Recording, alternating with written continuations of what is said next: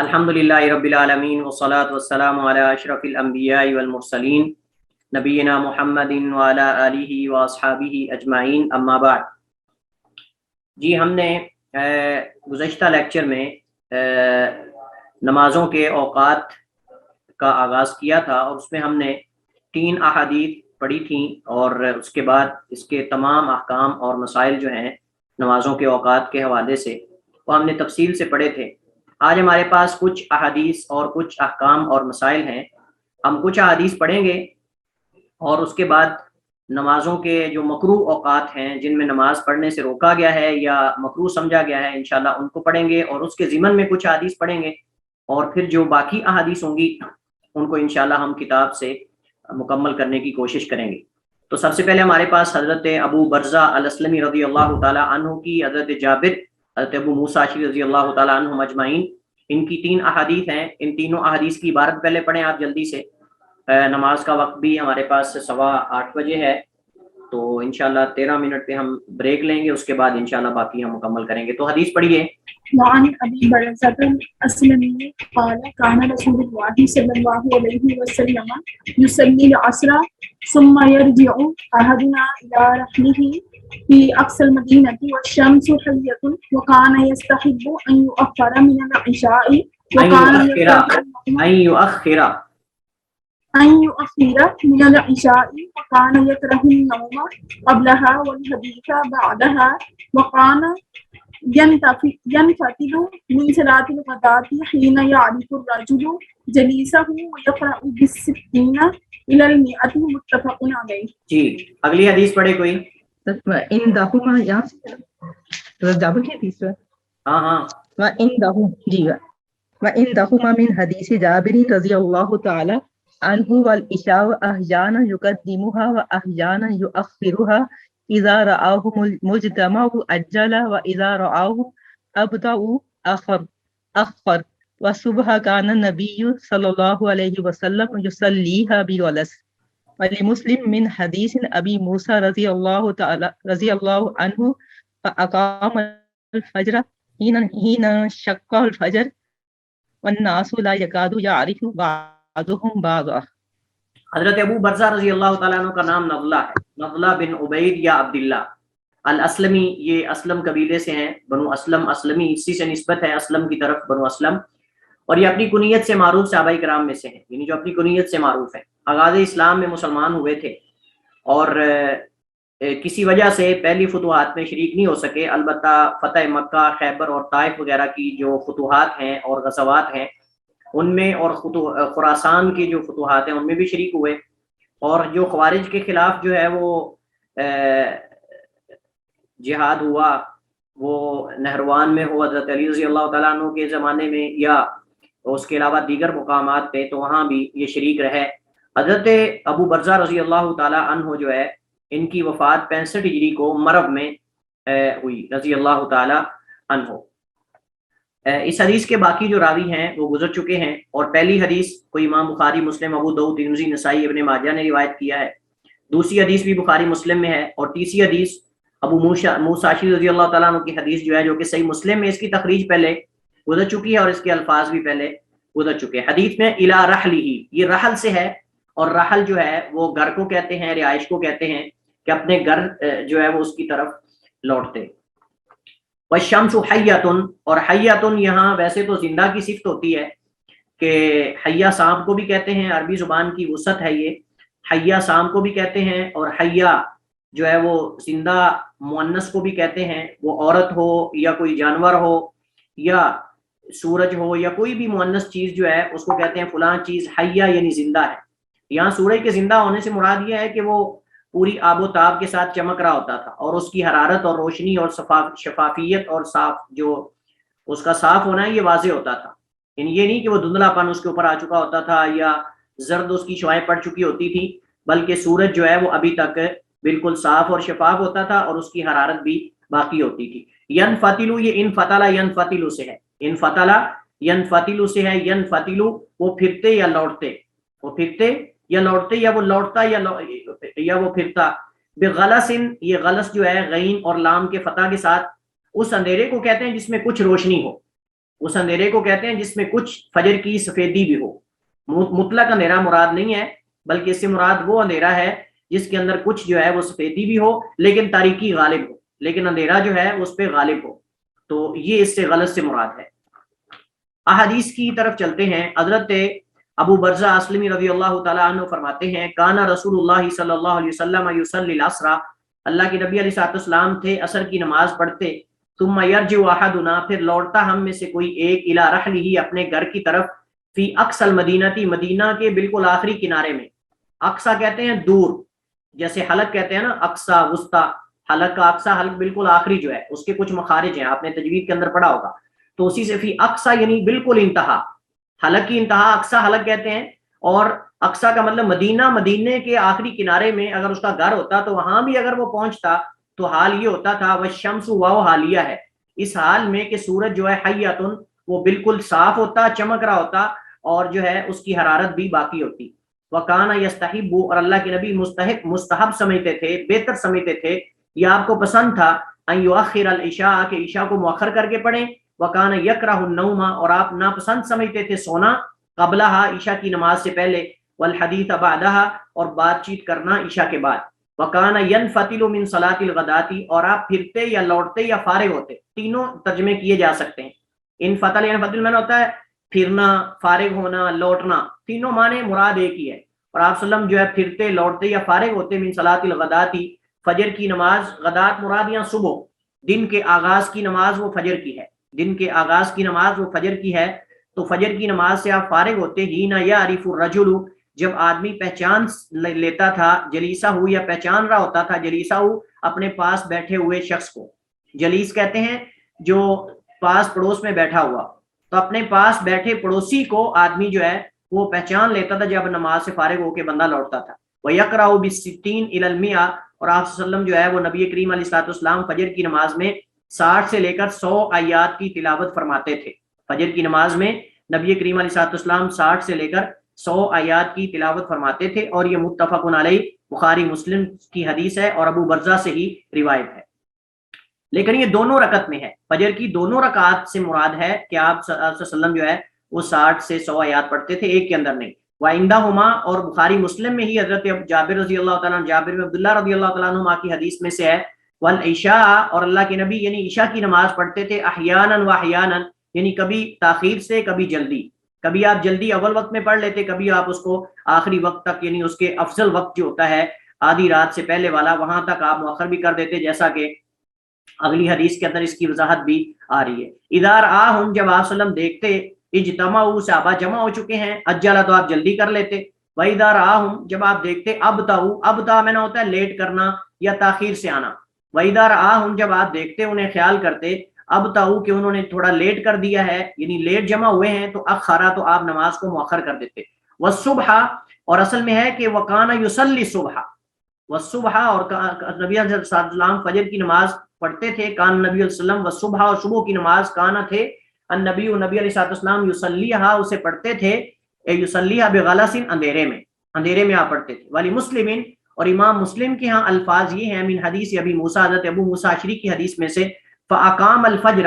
اللہ کے نبی نے فجر کی نماز قائم کی، مطلب پڑھائی. حینا انشق الفجر، جب فجر طلوع ہوئی، یعنی فجر طلوع ہوتے ہی متصل بعد آپ نے فجر کی نماز پڑھا دی. والناس لا یکاد یعرف، اور حال یہ تھا کہ لوگ قریب تھا، نہیں تھا قریب کہ کوئی ایک پہچانے بعض ان میں سے بعض کو، یعنی بڑی مشکل سے، بمشکل کوئی ایک دوسرے کو پہچان سکتا تھا. یہ حال ہوتا تھا اندھیرے کا. تو یہ مختلف حالات میں صحابہ کرام نے، مثلا اگر کسی صحابی نے یہ نقل کیا کہ پڑوسی اپنے ساتھ والے بیٹھے کو جو ہے وہ پہچان سکتا تھا، تو اس نے اپنے حساب سے بتایا. اور آدمی آپ جانتے ہیں ہر ایک کی نظر جو ہے وہ برابر نہیں ہوتی، بعض کی نظر زیادہ ہوتی ہے، بعض کی کم ہوتی ہے، اور بعض روشنی میں بیٹھے ہوتے ہیں، بعض سین میں بیٹھے ہوتے ہیں، کچھ اندر چھت والی مسجد میں ہوتے ہیں. تو یہ اس حساب سے بعض جو آپ کو تھوڑا فرق نظر آ رہا ہے کہ بعض صحابہ کہتے ہیں ہم نماز سے فارغ ہوتے لیکن ابھی اندھیرا ہوتا تھا، پاس والے کو نہیں پہچانتے تھے، اور یہ کہتے ہیں کہ پہچان لیتے تھے. بظاہر تعارض ہے، اس کا حل یہ ہے کہ ہر ایک نے اپنے اپنے حساب سے بتایا ہے. اور ہو سکتا ہے کہ اس دن جس دن ان صحابی نے کہا، یا جن ایام کی وہ بات کر رہے ہو نا، ایام میں اللہ کے نبی نے قرات زیادہ لمبی کی ہو، موسم کا فرق پڑ سکتا ہے، جگہ کا فرق پڑ سکتا ہے، مسجد کی جگہ کا، نماز کی جگہ کا فرق پڑ سکتا ہے. بہرحال یہ اتنا معمولی فرق جو ہے یہ حدیث کی صحت پر اثر انداز نہیں ہوتا. इस इन तीनों हदीस के अंदर कई एक फ़वाइद हैं, क्योंकि हदीस में नमाज असर अव्वल वक्त में पढ़ने का जिक्र है। तीनों हदीस के अंदर इस बात की तरफ इशारा है। नमाज असर अव्वल वक्त में पढ़ने की इस्तेहबाब की दलील है हदीस में, क्योंकि सहाबाए किराम में बाज़ रसूल करीम अलैहिस्सलाम की इब्तिदा में नमाज पढ़ने के बाद मदीना के आखिरी किनारे पहुंचते तो सूरज अभी चमक रहा होता था। आप तसव्वुर करें कि नबी करीम अलैहिस्सलाम की मस्जिद में आपके पीछे नमाज पढ़ के जब वापस जाते थे, अपने घर पहुंचते तो अभी तक सूरज चमक रहा होता था, और जो है वो पूरी आफताब के साथ, अपनी हरारत के साथ। इमाम ज़ोहरी फरमाते हैं, बाज़ हदीस के अंदर आता है कि बाज़ सहाबा के घर अवाली में होते थे, बाज़ सहाबाए किराम के घर जो है वो अवाली में होते थे, और अवाली जो है ये मदीना के कुबा वाली साइड पे बुलंद जगह का नाम है। और ये आप जानते हैं कि इमाम ज़ोहरी कहते हैं कि बाज़ मदीने के जो अवाली इलाका है वो मस्जिद नबवी से 4 मील के फासले पर है, तो 4 मील का फासला तय करके जाते, तब भी सूरज अभी तक बुलंद होता था। हदीस में ईशा की नमाज को अव्वल वक्त से मुअख्खर करने के इस्तेहबाब का बयान है, लेकिन ये लोगों की हालत के एतबार से है। अगर लोगों के आने में ताखीर हो तो नमाज ईशा मुअख्खर करना चाहिए, और अगर जमा हो जाए तो अव्वल वक्त में पढ़ लें, जैसा कि हदीस जाबिर इसकी वजाहत मौजूद है। अलबत्ता अव्वल वक्त से कुछ मुअख्खर करके पढ़ना ईशा की नमाज को ही अफजल है। हदीस में ईशा से कबल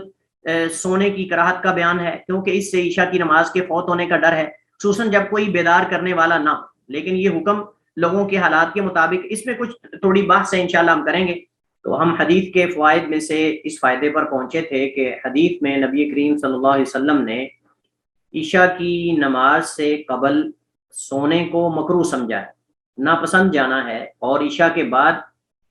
बेजा फजूल जागना, बातें करना, बातचीत करना, इसको भी अल्लाह के नबी अलैहि सल्लम ने मकरूह समझा है। रहा मसला ईशा से पहले सोने का, तो इसके अहकामात मुख्तलिफ हैं, इसके अहकामात मुख्तलिफ हैं, हर बंदे की हालत के मुताबिक है। अगर एक बंदा इंतहाई ज़्यादा थका हुआ है, नींद का उस पर गलबा है, और उसको इस बात का डर है कि अगर मैं ना सोया मगरिब की नमाज के बाद नमाज पढ़ के, तो ईशा की नमाज नहीं पढ़ी जाएगी,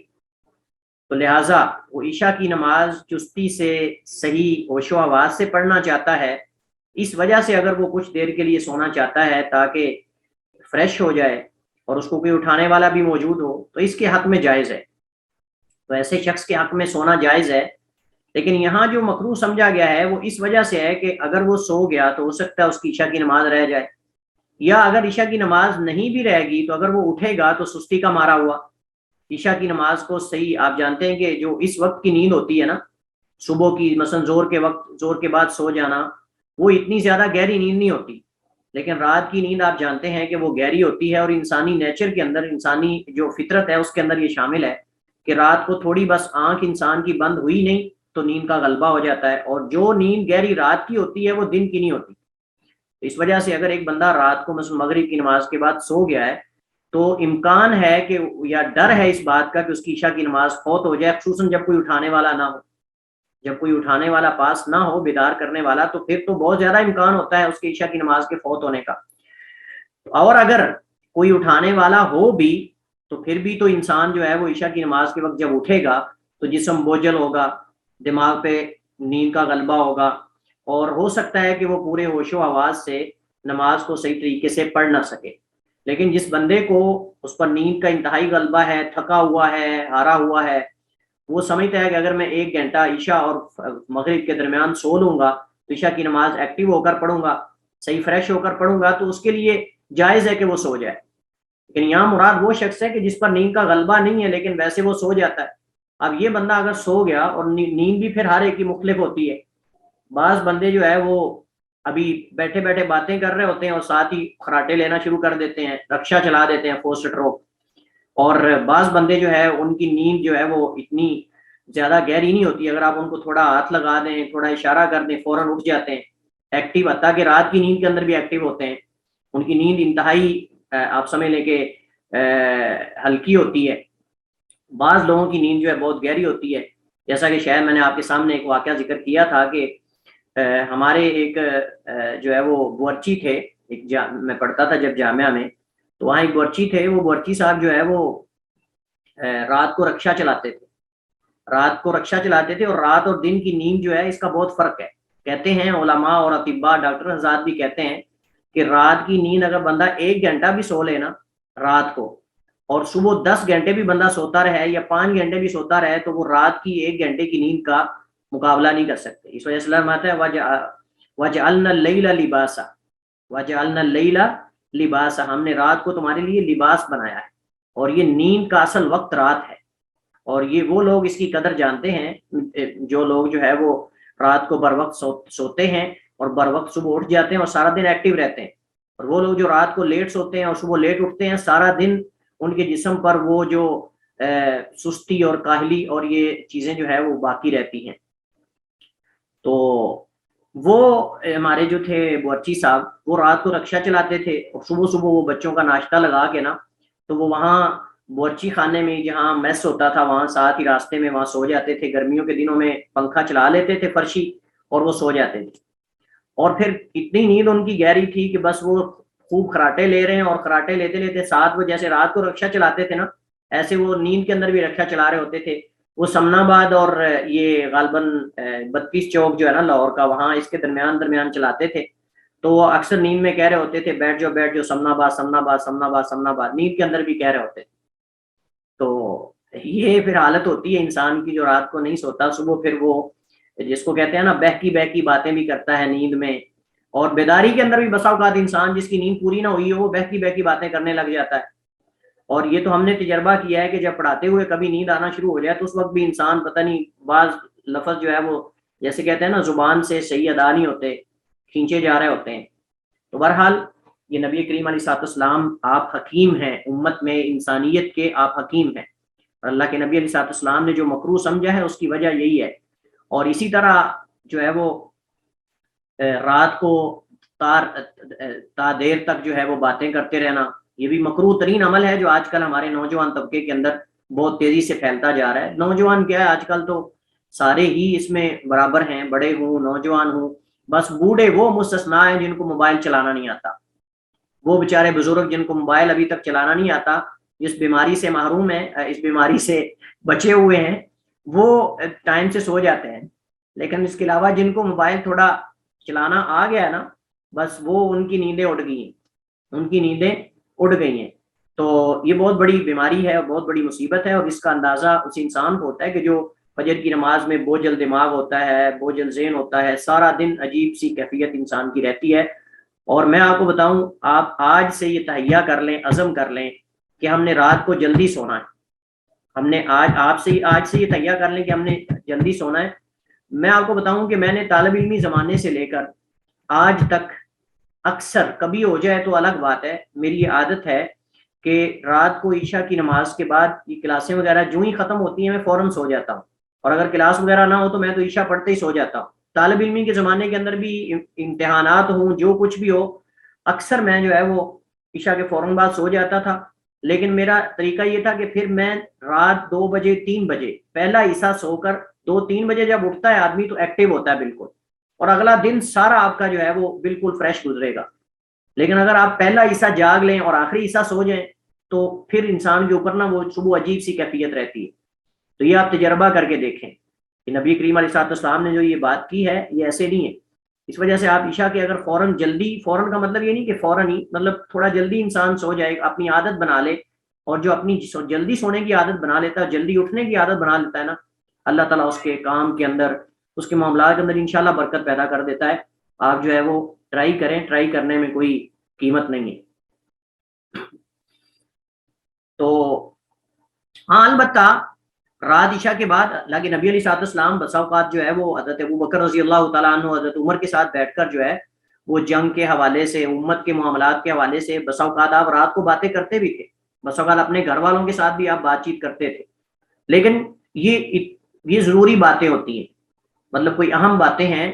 اگر کوئی درس و تدریس کا معاملہ ہے یا مطلب کہ کوئی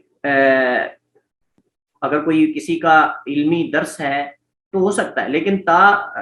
ساری رات تک جو ہے وہ جلسے چلاتے رہنا اور محفلیں کرتے رہنا اور یہ سارے معاملات کرتے رہنا، میں اس کے حق میں نہیں ہوں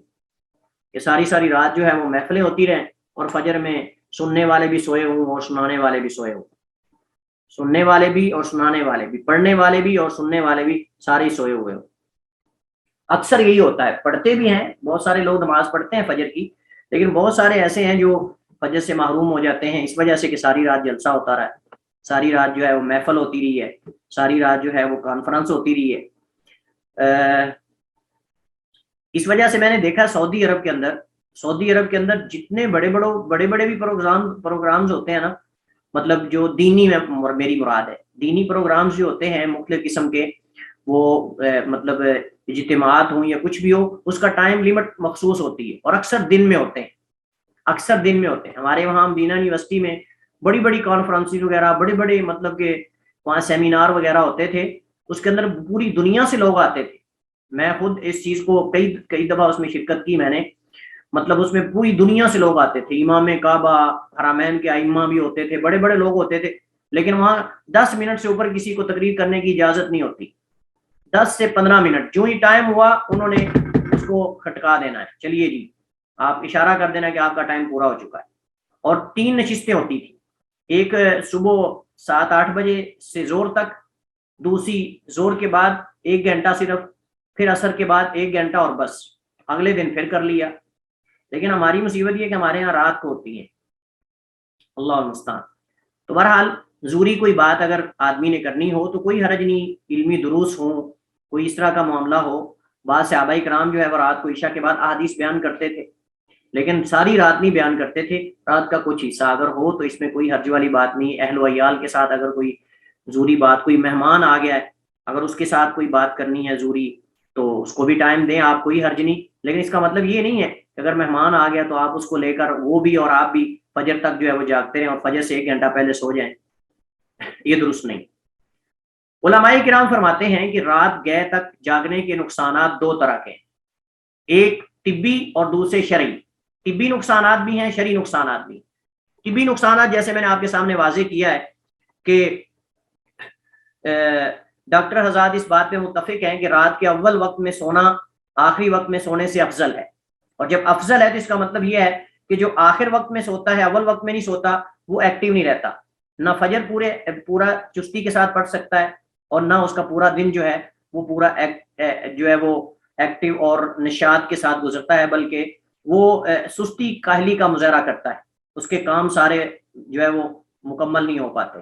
جیسا کہ حدیث کے اندر نبی کریم علیہ السلام نے فرمایا کہ جب بندہ سوتا ہے تو شیطان اس کی گدی پہ 3 گرے لگاتا ہے،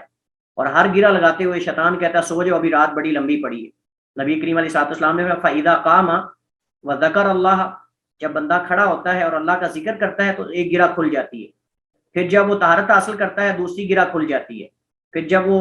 طہارت حاصل کرنے کے بعد جو ہے وہ وضو کر کے نماز پڑھتا ہے تو اللہ تعالیٰ تینوں گرہیں اس کی کھول دیتا ہے، اور پورا دن وہ ہوشاش بشاش خوش کن چہرے اور جو ہے وہ نشاط کے ساتھ دن گزارتا ہے۔ اور اگر اس کے برعکس ہو تو نبی علیہ السلام نے فرمایا کہ اس کا سارا دن جو ہے، اس کا چہرہ بھی، اس کے اوپر جو ہے وہ جس کو کہتے ہیں سستی چھائی ہوتی ہے، اور اس کے کاموں کے اندر بھی برکت نہیں ہوتی۔ شرعی نقصانات کیا ہیں؟ شرعی نقصانات یہ کہ اس کا فائدہ ہے، انسان اگر جلدی سو جاتا ہے، تہجد کے لیے اٹھتا ہے، رات کے افضل ترین اوقات میں اسے کچھ نوافل پڑھنے کی توفیق مل جاتی ہے، اگر کچھ بھی نہیں تو اتنا ہی کافی ہے کہ وہ نماز فجر میں چست ہوتا ہے، فجر کی نماز کو ہوش و حواس کے ساتھ پڑھتا ہے۔ یہ نہ ہو کہ میں بس اوقات دیکھا کرتا تھا کہ بعض احباب فجر کی نماز میں سوتے سوتے اتنا آگے نکل جاتا ہے کہ امام تک پہنچ جاتے ہیں، جیسے وہ ٹریکٹر ہوتا ہے نا، ٹریکٹر وہ آگے کی طرف گیئر لگائیں تو آگے کی طرف اور پیچھے کی طرف بریکیں لگی بھی ہوں تو رڑتا جاتا ہے، تو ایسے وہ دیکھ رہے ہوتے ہیں ہم کہ وہ نماز کے اندر بھی جو ہے وہ 2-3 قدم، بعض بندے ماشاءاللہ بڑی عجیب بات ہے ویسے وہ نماز کے اندر ہی نیند پوری کر لیتے ہیں، یعنی میں حیران ہوتا ہوں کہ قیام کے اندر کیسے سو جاتے ہیں۔ چلیں سجدے کے اندر تو کوئی مطلب کہ ایک بنتا ہے کہ بندے کو نیند آ جاتی ہے، سجدے کے اندر تو ٹیک چونکہ لگی ہوئی ہے بیٹھ کر بھی، لیکن قیام کے اندر بندے پوری نیند کر لیتے ہیں اور خراٹے بھی لینا شروع کر دیتے ہیں، یہ بھی۔ اور پھر ایک بندہ میرے ساتھ نماز پڑھ رہا تھا، جب امام نے کہا غیر المغضوب علیہم ولا الضالین تو بجائے اس کے کہ وہ کہے آمین، اس نے اللہ اکبر کیا اور رکوع میں چلا گیا۔ تو یہ نماز کے اندر بھی سونے والے بڑے جو ہے وہ عجیب و غریب واقعات ہیں حدیث میں۔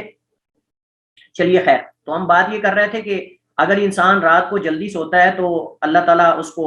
نماز تہجد میں کچھ نوافل پڑھنے کی توفیق دے دیتا ہے، وہ اٹھ جاتا ہے، خود بخود انسان کو الارم لگانے کی ضرورت ہی نہیں، خود بخود انسان جاگ جاتا ہے۔ کسی کو کہنے کی ضرورت نہیں, اگر انسان نے عادت اپنی بنائی ہو تو کسی کو کہنے کی ضرورت نہیں پڑتی. اور دوسرا یہ کہ اگر میں کہتا ہوں بندہ نہ بھی اٹھ سکے تہجد میں, تو فجر اگر پوری ہوش و حواس کے ساتھ, نشاط کے ساتھ, چستی کے ساتھ پڑھ لیتا ہے تو یہ بہت بڑی جو ہے وہ یہ باعث برکت ہے, اور یہ فجر کا وقت انتہائی بابرکت ہوتا ہے. اور نبی کریم علیہ السلام نے فرمایا کہ اللہ نے میری امت کی فجر کے اندر برکت رکھی ہے, میری امت کی صبح کے اندر اللہ نے برکت رکھی ہے. جس بندے نے دکان فجر کے بعد کھولنی ہے نماز پڑھ کے, اس کی دکان کا اندازہ لگا لیں اور اس کی جو پرافٹ وغیرہ ہے, اور جس نے 9-10 بجے جا کے کھولنی ہے اور وہ بھی بغیر نماز کے, اس بندے کا بھی اندازہ لگا لیں, دونوں کا آپ کو اندازہ ہو جائے گا کہ اس کے شرعی نقصانات کیا ہیں, اس کے شرعی نقصانات کیا ہیں. فجر سے معروم ہو گیا تو گیا سب کچھ. حدیث میں فجر کو اول وقت میں پڑھنے کا کے استحباب کا بیان ہے, جس کی وضاحت پہلے ہم گزشتہ لیکچر میں کر چکے کہ اندھیرے کے اندر نماز پڑھنا زیادہ بہتر ہے یا خوب روشن کر کے. یہ مسئلہ ہم نے پڑھا تھا جو احناف اور جمہور کے درمیان اختلافی ہے. حدیث میں نماز فجر میں طویل قرات کرنے کے استحباب کا بیان ہے, کیونکہ ایک تو اس کی رکعات کی تعداد کم ہوتی ہے. اس کی کئی وجوہات ہیں, یعنی سائل کے ذہن میں یہ سوال اٹھتا ہے کہ فجر کی نماز کی قرات لمبی کیوں کی جاتی ہے, تو اس کی کئی وجوہات علماء نے ذکر کی. ایک تو چونکہ باقی نمازیں تقریباً ساری جو ہیں 3 رکعت والی 4 رکعت والی ہیں, لیکن فجر کی نماز صرف 2 رکعت والی ہے, تو چونکہ رکعات کی تعداد کم ہے اس وجہ سے قرات کو لمبا کر دیا گیا. اور اس وجہ سے ہی بعض علماء کہتے ہیں کہ جو 20 رکعت تراویح پڑھتے ہیں, یا بعض ائمہ سے مطلب کہ 23 بما وتر ہیں, بعض سے 33 بھی ثابت ہیں, وہ اس وجہ سے وہ کہتے ہیں کہ قرات چونکہ لوگ ہلکی کرتے ہیں, اس وجہ سے جو قرات کم کرے وہ تعداد زیادہ کر لے رکعات کی, جو رکعات کی تعداد کم کرے وہ قرات لمبی کرے. تو ایسا ہی ہوتا ہے, جو لوگ 8 پڑھتے ہیں وہ بھی اتنا قرآن پڑھتے ہیں, جو 20 پڑھتے ہیں وہ بھی اتنا ہی قرآن پڑھتے ہیں. یعنی 8 پڑھنے والے بھی 1 پارہ پڑھتے ہیں اور 20 پڑھنے والے بھی 1 پارہ پڑھتے ہیں. تو بہرحال علماء نے اس کی ایک تو وجہ یہ بتائی, چونکہ فجر کی نماز کی رکعات کم ہوتی ہیں, لہٰذا اس کے رکعات کم ہونے کی وجہ سے اس کے بدلے میں قرات کو لمبا کر دیا گیا. اور دوسرا, لوگ جو ہے عموماً لوگ پوری رغبت کے ساتھ قرآن کریم کو سنتے ہیں اور دل بھی کرتا ہے زیادہ قرآن سننے کو. اس کی وجہ کیا ہے؟ ایک تو یہ کہ انسان سو کر اٹھتا ہے, اور اگر رات کو ٹائم سے سویا تو انسان فریش ہوتا ہے, بالکل دماغ فارغ ہوتا ہے, سننے کو دل کرتا ہے. دوسرا یہ کہ اس وقت کوئی کاروبار بھی نہیں ہوتا, یعنی فجر کے وقت ایک ایسا وقت ہے جس میں ہر بندہ فارغ ہوتا ہے, الا کہ کوئی کسی نے سفر کرنا ہو یا کوئی خاص کبھی کوئی ضروری کام ہو, ورنہ اکثر فجر کی نماز کے وقت اکثر لوگ فارغ ہوتے ہیں. اگر دکانداری بھی ہوتی تو دکان بھی فجر کے بعد ہی کھولنی ہوتی, لیکن باقی نمازوں میں آپ جانتے ہیں کہ مارکیٹ ہے, آپس میں مقابلہ بازی ہوتی ہے. اگر میری دکان لیٹ کھلے گی تو شاید دوسرے کے پاس گاہک چلے جائیں, یا ایسا کسٹمر وغیرہ وہاں چلے جائیں, یہ چیزیں ہوتی ہیں. لیکن فجر کے اندر یہ چیز نہیں ہوتی. اور تیسرا یہ ہے کہ یہ ایسا وقت ہے کہ جس میں فرشتوں کی حاضری ہوتی ہے. ان قرآن الفجر کان مشہودا, ان قرآن الفجر کان مشہودا, بے شک فجر کا قرآن پڑھا گیا, یہ حاضری کا وقت ہے, اس میں فرشتوں کا حضور ہوتا ہے, اللہ کی رحمتیں برکات ان کا نزول ہوتا ہے. نمازوں کو مختلف اوقات میں تقسیم کرنے میں حکمت یہ ہے کہ بندہ وقتاً فوقتاً اپنے خالق سے جڑا رہتا ہے. اور یہ جیسے ہم پہلے پڑھ چکے ہیں کہ نماز عابد اور معبود کے درمیان ذریعہ وصل ہے. نماز عابد اور معبود کے درمیان ذریعہ وصل ہے, ملانے کا ذریعہ ہے. یہ حکمت ہے کہ نمازوں کو پورے دن اور رات کے اوپر ڈیوائڈ کر دیا گیا مختلف اوقات کے اندر, تاکہ ایک مومن جو ہے مسلمان اپنے اللہ سے جڑا رہے اور اپنے رب کے ذکر سے غافل نہ ہو جائے. اور یہ بھی ذکر ہے, نماز ذکر ہے اور سب سے بڑا ذکر ہے. تو اس وجہ سے اس کو مختلف اوقات کے اندر تقسیم کر دیا گیا تاکہ بندے کا تعلق اور رابطہ جو ہے وہ اللہ کے ساتھ جڑا رہے, اور انسان اپنے شب و روز کے اندر مختلف اوقات کے اندر اللہ کے حضور جو ہے وہ حاضری دیتا رہے. اگلی حدیث پڑھیں جی, وان رافع ابن خدیج. ضیاء حفیظ پڑھیں آپ. السلام علیکم ورحمۃ اللہ وبرکاتہ. وعلیکم السلام. وعن رافع بن خدیج قال كنا نصلي المغرب مع النبي صلى الله عليه وآله وسلم فينصرف أحدنا وإنه لا يبصر مواقع نبله المتفق عليه. احسنتی. یہ حدیث حضرت رافع ابن خدیج رضی اللہ تعالی عنہ سے ہے. حضرت رافع ان کی کنیت ابو عبداللہ ہے. رافع بن خدیج, خا کے فتح اور دال کے کسرہ کے ساتھ. خدیج الانصاری الاوسی, یہ انصار میں سے ہیں, مہاجرین میں سے نہیں ہے. اور اوسی یعنی بنو اوس سے ہیں. اوس قبیلہ جو ہے عرب کے بڑے قبائل میں سے, اس کی طرح منسوب ہے. कम उम्र होने की वजह से गज़वा बदर में शिरकत ना कर सके, लेकिन इसके बाद उहुद, खंदक और अक्सर गज़वात में नबी करीम अलैहिस्सलाम के साथ शरीक रहे। इमाम ज़ाहबी रहमतुल्लाह अलैह लिखते हैं कि हजरत राफे बिन खदीज सहरा और देहात में रहने वाले थे, यानी देहाती थे। इस वजह से खेती बाड़ी के बारे में इनका बहुत ज्यादा इल्म था, नॉलेज रखते थे खेती बाड़ी के बारे में। और बाज़ उलमा कहते हैं कि खेती बाड़ी के बारे में चूंकि इनका इल्म ज्यादा था, नॉलेज इनके पास, इस वजह से इन्होंने बहुत सारे अल्लाह के नबी अलैहिस्सलाम से खेती बाड़ी के बारे में सवालात भी किए। और इस वजह से खेती बाड़ी के अंदर ज़कात के हवाले से या ज़मीन ठेके पे लेने के हवाले से या मुख्तलिफ जो जितने भी मामलात इस हवाले से हैं ज़राअत के हवाले से, वो अक्सर रिवायात इनसे मरवी हैं। अक्सर रिवायात ज़राअत के हवाले से वो इनसे मरवी हैं। उसकी वजह ये कि इनका ये मशगला था, इनका ये मैदान था, यानी दूसरे लफ्ज़ों में आप ये कह सकते हैं कि ज़िम्मेदार थे, ज़िम्मेदार आदमी थे, खेती बाड़ी करने वाले थे और देहाती थे। हजरत राफे रज़ी अल्लाह तआला अन्हु जो है, इनकी वफ़ात 73 में 73 हिजरी को हुई, लेकिन कहाँ हुई वल्लाहु आलम, इसके बारे में बाज़ किताबों के अंदर, अक्सर किताबों के अंदर मौजूद नहीं है। अगर मिल जाता है तो अच्छी बात है। इस हदीस को इमाम बुखारी और मुस्लिम ने रिवायत किया। हदीस में मवाक़िअ नबलिही, नबल जो है ये तीर को कहते हैं, अरबी तीर का नाम नबल है और ये मुफरद और जमा दोनों के लिए आता है। नबल जो है ये मुफरद और जमा दोनों के लिए आता है। बाज़ उलमा कहते हैं कि नबल से मुराद तीर का जो आगे वाला हिस्सा है, जो लोहे का होता है, वो इससे मुराद है। उसका बाला जो होता है ना, वो नुकीला जो हिस्सा होता है वो उसका। बाज़ कहते हैं कि नहीं, नबल जो है पूरे तीर पर इसका इतलाक होता है, लेकिन ये मुफरद और जमा सब के लिए एक ही लफ्ज़ बोला जाता है अरबी में। नबल यानी मुफरद के लिए भी, एक के लिए भी और जमा के लिए भी बोला जाता है। और इसी तरह यहाँ इसकी मुनासबत से यह मवाक़िअ इस्तेमाल हुआ है। तो मवाक़िअ वैसे तो मौके की जमा है, मौके जो है वो जगह को कहते हैं, किसी चीज की जगह, लेकिन मवाक़िअ उसकी जमा है। लेकिन मुराद यहाँ एक ही जगह मुराद है कि वो अब चूंकि नबल जमा के लिए इस्तेमाल हुआ है और ये जमा ही मुफरद के लिए और मुफरद जमा के लिए इस्तेमाल होता है, इस वजह से उसके मुकाबले में मवाक़िअ का लफ्ज़ इस्तेमाल हुआ है। लेकिन मुराद ये है कि जब जो है वो कोई सहाबी नमाज पढ़ के वापस लौटता, तो अगर वो तीर फेंकता तो अपने तीर गिरने की जगह को देख सकता था। और आप जानते हैं कि तीर काफी दूर तक जाता है, तो तीर जहां गिरता उसको अभी रोशनी इतनी होती थी कि तीर अपना नजर आ जाता था। तो ये असल मकसूद है। हदीस के तर्जुमे की तरफ चलते हैं। हज़रत राफे बिन खदीज रज़ी अल्लाह तआला अन्हु फरमाते हैं, कुन्ना नुसल्लिल मगरिबा, हम मगरिब की नमाज पढ़ते थे, मा नबी सल्लल्लाहु अलैहि वसल्लम, नबी अलैहिस्सलाम के साथ, फयंसरिफु अहदुना, तो हम में से कोई एक फिरता था या लौटता था, व इन्नहु, इस हाल में कि वो लयुबसिरु, अलबत्ता देख रहा होता था, मवाक़िअ नबलिही, अपने तीर के गिरने की जगह, या देख सकता था या देख लेता था, कोई भी आप तर्जुमा कर सकते हैं। व इन्नहु, और बेशक वो, लयुबसिरु, देखता या देख लेता या देख सकता था, मवाक़िअ नबलिही, अपने तीर के गिरने की जगह को, यानी तीर अगर फेंके तो जहां तीर गिरे उसको नजर आता था कि फलां जगह पे तीर गिरा। जैसे आप देखते हैं सुबह की रोशनी के अंदर हम तीर अगर चलाते हैं कोई चीज, तो वो हमें नजर आती कि फलां जगह पे गिरी है। तो इतनी अभी तक रोशनी होती थी कि वो तीर के गिरने की जगह को भी पहचान लेता था। और इसका मतलब ये कि नबी करीम अलैहिस्सलाम बाकी नमाजों के मुकाबले में मगरिब की नमाज के अंदर ज्यादा जल्दी करते थे। और ये हदीस मुत्तफ़क़ुन अलैह, बुखारी और मुस्लिम की हदीस है। हदीस में नमाज मगरिब अव्वल वक्त में पढ़ने के इस्तेहबाब का बयान है। बाकी फ़वाइद जो है इस हवाले से हमने वो जो इख्तिलाफ था शफक वाला, कि शफक से मुराद सफेदी है, शफक से मुराद सुर्खी है, जो फजर की मगरिब की नमाज का आखिरी वक्त है और इशा की नमाज का अव्वल वक्त है, वो हम पढ़ चुके हैं पहले अहादीस के अंदर। अगली हदीस पढ़ें जी, 158 नंबर हदीस, 158, वन आयशा। अस्सलामु अलैकुम रहमतुल्लाहि व बरकातुहू। व अन आयशा रज़ियल्लाहु तआला अन्हा क़ालत, आतमन नबी सल्लल्लाहु अलैहि वसल्लम ज़ाता लैलतिन बिल इशाई हत्ता ज़हबतु आमतुल लैल सुम्मा खरजा फसल्ला, हत्ता ज़हब आमतुल लैली, आमतुल लैली सुम्मा खरजा फसल्ला व क़ाला इन्नहु लवक्तुहा लौला अन अशुक्का अला उम्मती, रवाहु मुस्लिमुन। जी, उम्मुल मोमिनीन आयशा सिद्दीक़ा बिन्त सिद्दीक ताहिरा मुताहिरा रज़ियल्लाहु ताला अन्हा रिवायत करती हैं।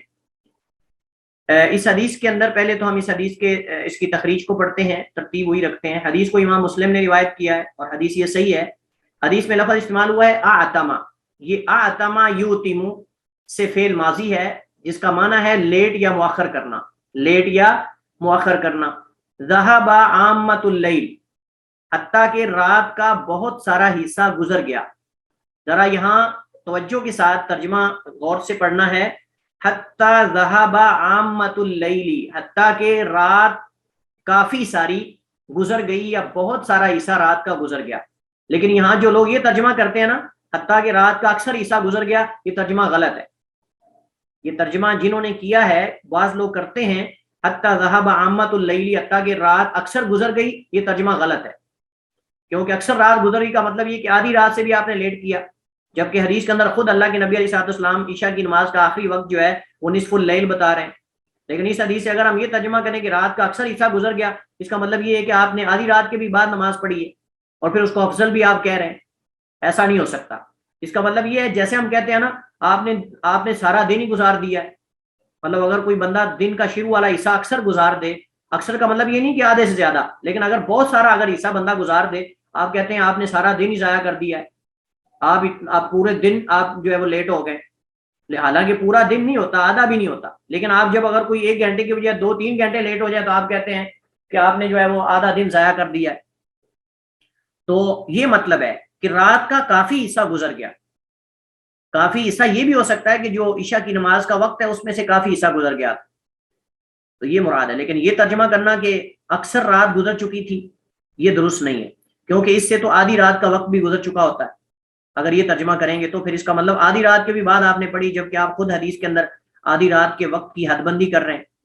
इन्नहु लवक्तुहा, अल्लाह के नबी ने जब नमाज पढ़ाई सहाबा को इस वक्त में, तो फरमाया बेशक यही इसका वक्त है, यानी अफजल वक्त है, अगर उम्मत के लिए इसमें मुशक्कत ना हो तो, अगर उम्मत के लिए इसमें मुशक्कत ना हो तो। हजरत आयशा उम्मुल मोमिनीन रज़ियल्लाहु तआला अन्हा फरमाती हैं कि नबी अलैहिस्सलाम ने आतमा रसूलुल्लाह, मुअख्खर किया, लेट किया अल्लाह के नबी अलैहिस्सलाम ने ईशा की नमाज को ज़ात लैलतिन, एक रात। इसका मतलब ये कभी कभी ऐसा हुआ, एक हर वक्त आपकी आदत नहीं थी, या आपने यानी कभी ऐसा किया है। ज़ात लैलतिन यानी एक रात, बिल ईशा, ईशा को, हत्ता ज़हबा आम्मतुल लैली, हत्ता के रात का काफी हिस्सा बीत गया, हत्ता के रात का काफी हिस्सा या बहुत सारा हिस्सा गुजर गया। सुम्मा खराजा, फिर आप निकले, फसल्ला, और आपने नमाज पढ़ाई या नमाज पढ़ी, वकाल, और आपने फरमाया इन्नहु लवक्तुहा, बेशक यही इसका असल वक्त है, लौला नशुक्का अला उम्मती, अगर मुझे अपनी उम्मत के मुशक्कत में पड़ जाने का डर ना हो तो मैं इसी को ही वाजिब कर दूं, यानी मुतय्यन कर दूं। लेकिन मैंने इख्तियार दे दिया है कि कोई अगर लेट करके पढ़ना चाहे तो लेट करके पढ़ ले, और अफजल ये है। लेकिन अगर कोई लेट नहीं कर सकता, थका हुआ है काम से, सुबह जल्दी उठना है, मतलब इस, तो फिर वो अव्वल वक्त में पढ़ ले। और अल्लाह के नबी अलैहिस्सलाम की अक्सर आदत थी कि अव्वल वक्त में पढ़ते थे, लेकिन आप लेट भी करते थे, और आप साथ ये फरमाते थे अगर मुझे उम्मत के मुशक्कत में पड़ जाने का डर ना हो तो मैं इस वक्त में नमाज जो है वो पढ़ूं, और ये अफजल वक्त है। तो लिहाजा इस हदीस के अंदर ईशा के अफजल वक्त और उससे ताखीर से पढ़ने का इस्तेहबाब का बयान है। और हदीस में इस चीज का बयान है कि उस वक्त तक ईशा को मुअख्खर करके पढ़ना रसूल करीम अलैहिस्सलाम की जो है वो आदत में से नहीं था, यानी हर वक्त में,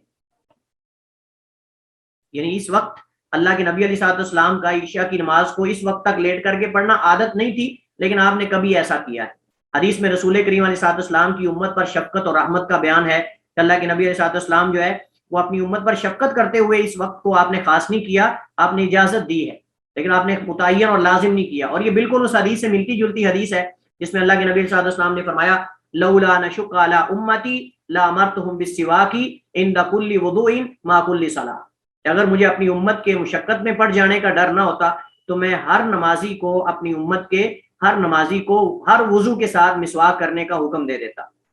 हर नमाज के साथ, हर वुजू के साथ मिसवाक करने का हुक्म दे देता। लेकिन चूंकि इसमें मुशक्कत है और मतलब के मुयस्सर करना, मिसवाक को लेके आना, खुसूसन जो शहर के अंदर लोग रहते हैं उनके लिए इसमें मुशक्कत है, तो इस वजह से अल्लाह के नबी अलैहिस्सलाम ने, और खुसूसन आप जिस इलाके से मुखातब थे, जिन लोगों से, वहाँ दरख्त को इतने ज्यादा होते भी नहीं थे, वहाँ दरख्त को इतने ज्यादा होते भी नहीं थे, तो इस वजह से अल्लाह के नबी अलैहिस्सलाम ने कि अगर मुशक्कत में पड़ जाने का डर ना होता तो मैं तुम्हें मिसवाक का हुक्म दे देता हर वुजू के साथ, और इसी तरह इस वक्त में नमाज को मुतय्यन कर देता। अगली हदीस पढ़ेंगे हज़रत अबू हुरैरा रज़ियल्लाहु तआला अन्हु की। पर मैं पढ़ूं? पढ़िए। वअन अबी हुरैरा रज़ियल्लाहु अन्हु क़ाल क़ाल रसूलुल्लाह सल्लल्लाहु अलैहि वसल्लम इज़ा इश्तद्दल हर्रु फ़अब्रिदू بالصلاة فإن شدة الحر من فيح جهنم متفق علیہ. جی حضرت ابو ہریرہ رضی اللہ تعالیٰ عنہ کی حدیث ہے اور ان کا تعارف گزر چکا، اور یہ حدیث صحیح بخاری اور صحیح مسلم کی حدیث ہے. آپ نے فرمایا کہ جب گرمی سخت ہو فابردو، تو پھر ابرادہ یبردو میں ہوتا ٹھنڈا کرنا، ابرادہ یبردو، برادہ یبرد میں ہوتا ٹھنڈا ہونا، لیکن ابرادہ یبردو باب فعال سے ابراد ٹھنڈا کرنا، یہ لازم، یہ برادہ یبرد میں ہوتا ٹھنڈا ہونا یہ لازم ہے، اور ابرادہ یبردو یہ متعدی ہے. تو لہذا فابردو، تو تم ٹھنڈا کر کے پڑھو نماز کو، یعنی لیٹ کر کے پڑھو، یعنی عام روٹین سے جو تم نماز پڑھتے ہو زور کی اول وقت داخل ہوتے ہی اس سے تھوڑا لیٹ کر کے پڑھو. فإن شدت الحر من فی جہنم، پر بے شک جو ہے وہ گرمی کی شدت جو ہے یہ جہنم کی گرمی میں سے ہے یا جہنم کی سانس میں سے ہے. فیح یہ سانس کو کہتے ہیں، فی فاح یہ اس سے ہے، اور اس سے مراد سانس لینا بھی ہے اور گرمی اور تپش بھی ہے، کوئی معنی اس کا کیا جا سکتا ہے. حدیث میں حضرت ابو ہریرہ رضی اللہ تعالیٰ عنہ فرماتے ہیں کہ نبی علیہ السلام نے فرمایا اذا اشتد الحر، جب گرمی سخت ہو جائے، فابردوا بالصلاۃ، تو نماز کو ٹھنڈا کر کے پڑھو، یعنی اس کو تھوڑا مؤخر کر کے. اور یہاں الف لام عہد ذہنی ہے، بالصلاۃ کے اندر جو الف لام ہے، بالصلاۃ کے اندر جو الف لام ہے یہ عہد ذہنی کا ہے، ذہن کے اندر مخصوص نماز ہے. جیسے ہے نا فعصا فرعون الرسول، فعصا فرعون الرسول، یعنی اس فرعون نے رسول کی مخالفت اور نافرمانی کی، اور اس رسول سے مراد موسیٰ علیہ السلام، اس رسول سے مراد موسیٰ علیہ السلام ہے. الرسول جو ہے عہد ذہنی ہے، یعنی مخاطب یا جو متکلم ہوتا ہے اس کے ذہن کے اندر وہ جو مذکور ہوتا ہے وہ ذکر کیا جاتا ہے، جو ذکر کیا جا رہا ہے وہ مخصوص اس کے ذہن کے اندر ہے. تو الصلاۃ الف لام عہد ذہنی کا ہے، مراد ظہر کی نماز ہے، کیونکہ ظہر کی نماز ہی گرمی کے اندر پڑھی جاتی ہے. فإن شدت الحر، پر بے شک گرمی کی شدت من فی جہنم، جہنم کی گرمی اور سانس میں سے ہے، جہنم کی گرمی اور اس کی سانس میں سے ہے. حدیث میں نماز ظہر کو حدیث میں نماز ظہر کو گرمی کے ایام میں لیٹ کر کے پڑھنے کے استحباب کا بیان ہے، اور لیٹ کرنے سے مراد اول وقت سے کچھ مؤخر کرنا ہے. اور یہ حکم ہر نمازی کے لیے ہے، منفرد ہو یا جماعت کے ساتھ پڑھنے والا ہو، یا عورت اگر گھر کے اندر پڑھنا چاہتی ہے تو اس کے لیے بھی حکم علماء کرام فرماتے ہیں حدیث کا یہی ہے. حدیث کے اندر عام حکم ہے، ابردو جمع کا صیغہ، اور اس کے اندر مرد عورت مفرد ہو جمع ہو جماعت ہو منفرد ہو کوئی بھی ہو جس طرح پڑھنا چاہتا ہے سب کے لیے حکم ایک ہے کہ اس کو مؤخر کر کے پڑھنا تھوڑا اول وقت سے یہ افضل اور یہ اولا ہے. اس وجہ سے آپ جانتے ہیں کہ ہمارے بہت سارے مساجد کے اندر جو ہے سعودی عرب کے اندر بھی عام دنوں میں اول وقت میں نماز پڑھ لی جاتی ہے، مثلا 12 بجے کے قریب یا 12:15 بجے، لیکن گرمیوں کے اندر اس کو تھوڑا مطلب 12:45 بجے تک بھی چلی جاتی ہے، 1 بجے تک بھی چلی جاتی ہے، بعض مساجد کے اندر 1:15 تک بھی پڑھی جاتی ہے. تو یہ اسی وجہ سے ہے کہ موسم کے اعتبار سے اس کے اندر جو ہے وہ کمی آتی رہتی ہے. اور یہ جمہور کا موقف ہے، جمہور علماء اور اکثر علماء کا موقف یہی ہے کہ ظہر کی نماز جو ہے وہ اس کو لیٹ کر کے پڑھنا یہ سب کے لیے، یہ سب کے لیے ہے. اس کے اندر کوئی مرد اور عورت کا فرق نہیں، کوئی منفرد اور جماعت کا فرق نہیں، بلکہ سب کے لیے افضل یہ ہے، مستحب یہ ہے کہ نماز کو تھوڑا لیٹ کر کے پڑھا جائے. لیکن بعض علماء کہتے ہیں کہ نہیں، یہ صرف گرمی کے علاقوں میں ہے جہاں سخت گرمی ہوتی، جیسے اللہ کے نبی علیہ السلام اہل مدینہ سے مخاطب ہیں، اور آپ جانتے ہیں کہ حجاز کی گرمی جو ہے بہت سخت ہے. تو کہتے ہیں کہ جن علاقوں میں گرمی زیادہ ہے یہ ان کے لیے حکم ہے، اور جن علاقوں کے اندر جو ہے وہ گرمی نہیں ہے یہ ان کے لیے حکم نہیں ہے. لیکن صحیح بات یہ ہے کہ جس علاقے کے اندر بھی گرمی کا موسم آتا ہے، کیونکہ حدیث کے اندر جو ہے وہ اشتد الحر کے الفاظ ہیں کہ جب سخت گرمی ہو، تو جس علاقے کے اندر بھی گرمی کا موسم آتا ہے، موسم گرما آتا ہے اور تپش ہوتی ہے، تو اس علاقے کے اندر جو ہے وہ نماز کو تھوڑا مؤخر کر کے پڑھنا یہ مستحب ہے، لیکن واجب نہیں ہے، مستحب ہے. اور آپ جانتے ہیں سعودی عرب کے اندر حجاز کے اندر تو باقاعدہ تیز لو چلتی ہے جو چہرے کو جلا دیتی ہے، تیز لو چلتی ہے جو چہرے کو جلا دیتی ہے. اس طرح کچھ احادیث ہمارے پاس اس باب کے اندر ایسی ہیں کہ جن کا تعلق نمازوں کے اوقات سے ہے. آگے ہمارے نمازوں کے اوقات کے حوالے سے جو احادیث ہیں ان میں سے کچھ ایسی احادیث آ رہی ہیں کہ جن کے اندر ان اوقات کو ذکر کیا گیا کہ جن اوقات میں نماز پڑھنا مکروہ ہے یا جائز نہیں ہے. یعنی بعض حدیث کے اندر بڑی سختی سے روکا گیا نماز پڑھنے سے، اور بعض اوقات کے اندر اتنی سختی نہیں لیکن روکا گیا ہے. یعنی آپ سمجھ لیں کہ مکروہ اوقات یا حرام اوقات، یعنی جن میں نماز پڑھنا جائز نہیں یا مکروہ ہے. تو وہ کون سی اوقات ہیں جن میں نماز پڑھنا جائز نہیں ہے؟ تو اس کے جواب میں ہم کہیں گے کہ دو طرح کے اوقات ہیں جن میں نماز پڑھنے سے روکا گیا ہے. ایک تو وہ قسم ہے جس میں نماز پڑھنے سے بڑی سختی سے روکا گیا، سخت الفاظ وارد ہوئے ہیں، اور دوسری قسم کی وہ احادیث ہیں کہ جن میں نماز پڑھنے کے بارے میں ممانعت تو وارد ہوئی ہے لیکن اتنی سختی نہیں کی گئی، اتنی زیادہ سختی نہیں کی گئی. تو پہلی قسم میں تین اوقات ہیں. پہلی قسم میں یعنی 3 اوقات ہیں جن میں سختی سے روکا گیا ہے. وہ پہلا وقت جو ہے سورج طلوع ہونے سے لے کر اس کے بلند ہونے تک، سورج طلوع ہونے سے لے کر اس کے بلند ہونے تک، یہ پہلا وقت ہے. دوسرا عین زوال کے وقت، جب بالکل زوال کا وقت ہو، اس وقت جب سورج بالکل آسمان کے درمیان میں پہنچ جائے، یہ ہم زوال کے بارے میں وضاحت پڑھ چکے ہیں. نمبر 3 سورج غروب سے لے کر اس کی اچھی طرح غائب ہو جانے تک، سورج غروب ہونے سے لے کر اس کی اچھی طرح غائب ہو جانے تک. اس کی دلیل مندرجہ ذیل احادیث ہے، اس کی دلیل مندرجہ ذیل احادیث ہیں. سب سے پہلے عقبہ بن عامر رضی اللہ تعالی عنہ، عقبہ بن عامر الجہنی رضی اللہ تعالی عنہ فرماتے ہیں 3 ساعات، 3 گھڑیاں اور 3 اوقات ایسے ہیں، کان رسول اللہ صلی اللہ علیہ وسلم ینہانا، اللہ کے نبی علیہ الصلوۃ والسلام ہمیں تھے منع کرتے، کانا تھے رسول اللہ صلی اللہ علیہ وسلم نبی علیہ السلام ینہانا میں منع کرتے، ان نصلی فیہن کہ ہم ان میں نماز پڑھیں. اللہ کے نبی ہمیں بڑی سختی سے ان کے اندر نماز پڑھنے سے منع فرماتے تھے. یا اس سے بھی آپ منع کرتے تھے ان نقبر فیہن موتانا کہ ہم اس میں اپنے مردوں کو دفنائیں. یعنی اللہ کے نبی علیہ السلام 3 اوقات کے اندر نماز پڑھنے سے بھی روکا کرتے تھے اور اس سے بھی منع کرتے تھے کہ ہم ان اوقات کے اندر اپنے مردوں کو دفنائیں. حین تطلع الشمس بازغۃ، جب سورج جو ہے وہ طلوع ہو رہا ہو چمک کر، اس وقت نماز پڑھنا جائز نہیں ہے طلوع ہوتے وقت، حتیٰ ترتفع، حتیٰ کہ وہ تھوڑا بلند ہو جائے، حتیٰ کہ بلند ہو جائے. اور وحین یقوم قائم الظہیرۃ، اور جب بالکل ظہر کا وقت ہو یعنی زوال کا وقت ہو، حتیٰ ظہیرہ کا مطلب بالکل جب درمیان آسمان میں سورج ہو، حتیٰ تمیل الشمس، حتیٰ کہ سورج جو ہے وہ غروب کی طرف مائل ہونا شروع ہو جائے، حتیٰ تمیل، حتیٰ کہ مائل ہو جائے شمس سورج یعنی غروب کی طرف، جس کو ہم آرے کہتے ہیں ڈلنا شروع ہو جائے. وحین تضیف الشمس، اور اس وقت جب سورج جو ہے وہ جھکنا شروع ہو جائے، للغروب، غروب کے لیے. تضیفہ مینا ہوتا ہے جھکنا شروع ہو جائے، مائل ہونا شروع ہو جائے، للغروب، غروب کے لیے، حتیٰ تغربا، حتیٰ کہ مکمل طور پہ غروب ہو جائے. یعنی سورج جب ڈوبنے کی طرف مائل ہو اور پھر مکمل ڈوب جائے، تب تک اس لمحے کے اندر بھی نماز پڑھنے اور مردوں کو دفنانے سے اللہ کے نبی علیہ الصلوۃ والسلام نے منع کیا. حضرت عمر بن عبسہ روایت کرتے ہیں، فرماتے ہیں انہ قال للنبی صلی اللہ علیہ وسلم، انہوں نے اللہ کے نبی علیہ الصلوۃ والسلام سے کہا اخبرنی عن الصلاۃ، مجھے نماز کے بارے میں بتائیے. اللہ کے نبی علیہ الصلوۃ والسلام نے فرمایا صلی الصبح، نماز سے صبح پڑھے، ثم اکثر عن الصلاۃ، پھر جب فجر پڑھ لو تو نماز سے رک جاؤ، اس وقت تک رکے رہو، حتیٰ تطلع الشمس، حتیٰ کہ سورج طلوع ہو جائے، حتیٰ کہ سورج طلوع ہو جائے، حتیٰ ترتفع، حتیٰ کہ سورج بالکل بلند ہو جائے. فإنها تطلع، کیونکہ سورج طلوع ہوتا ہے، حین تطلع، جب وہ طلوع ہوتا ہے، بین قرنی شیطان، شیطان کے 2 سینگوں کے درمیان. یہاں ایک اشکال ہے، میں بھول گیا ہوں اس کو ذکر کرنا.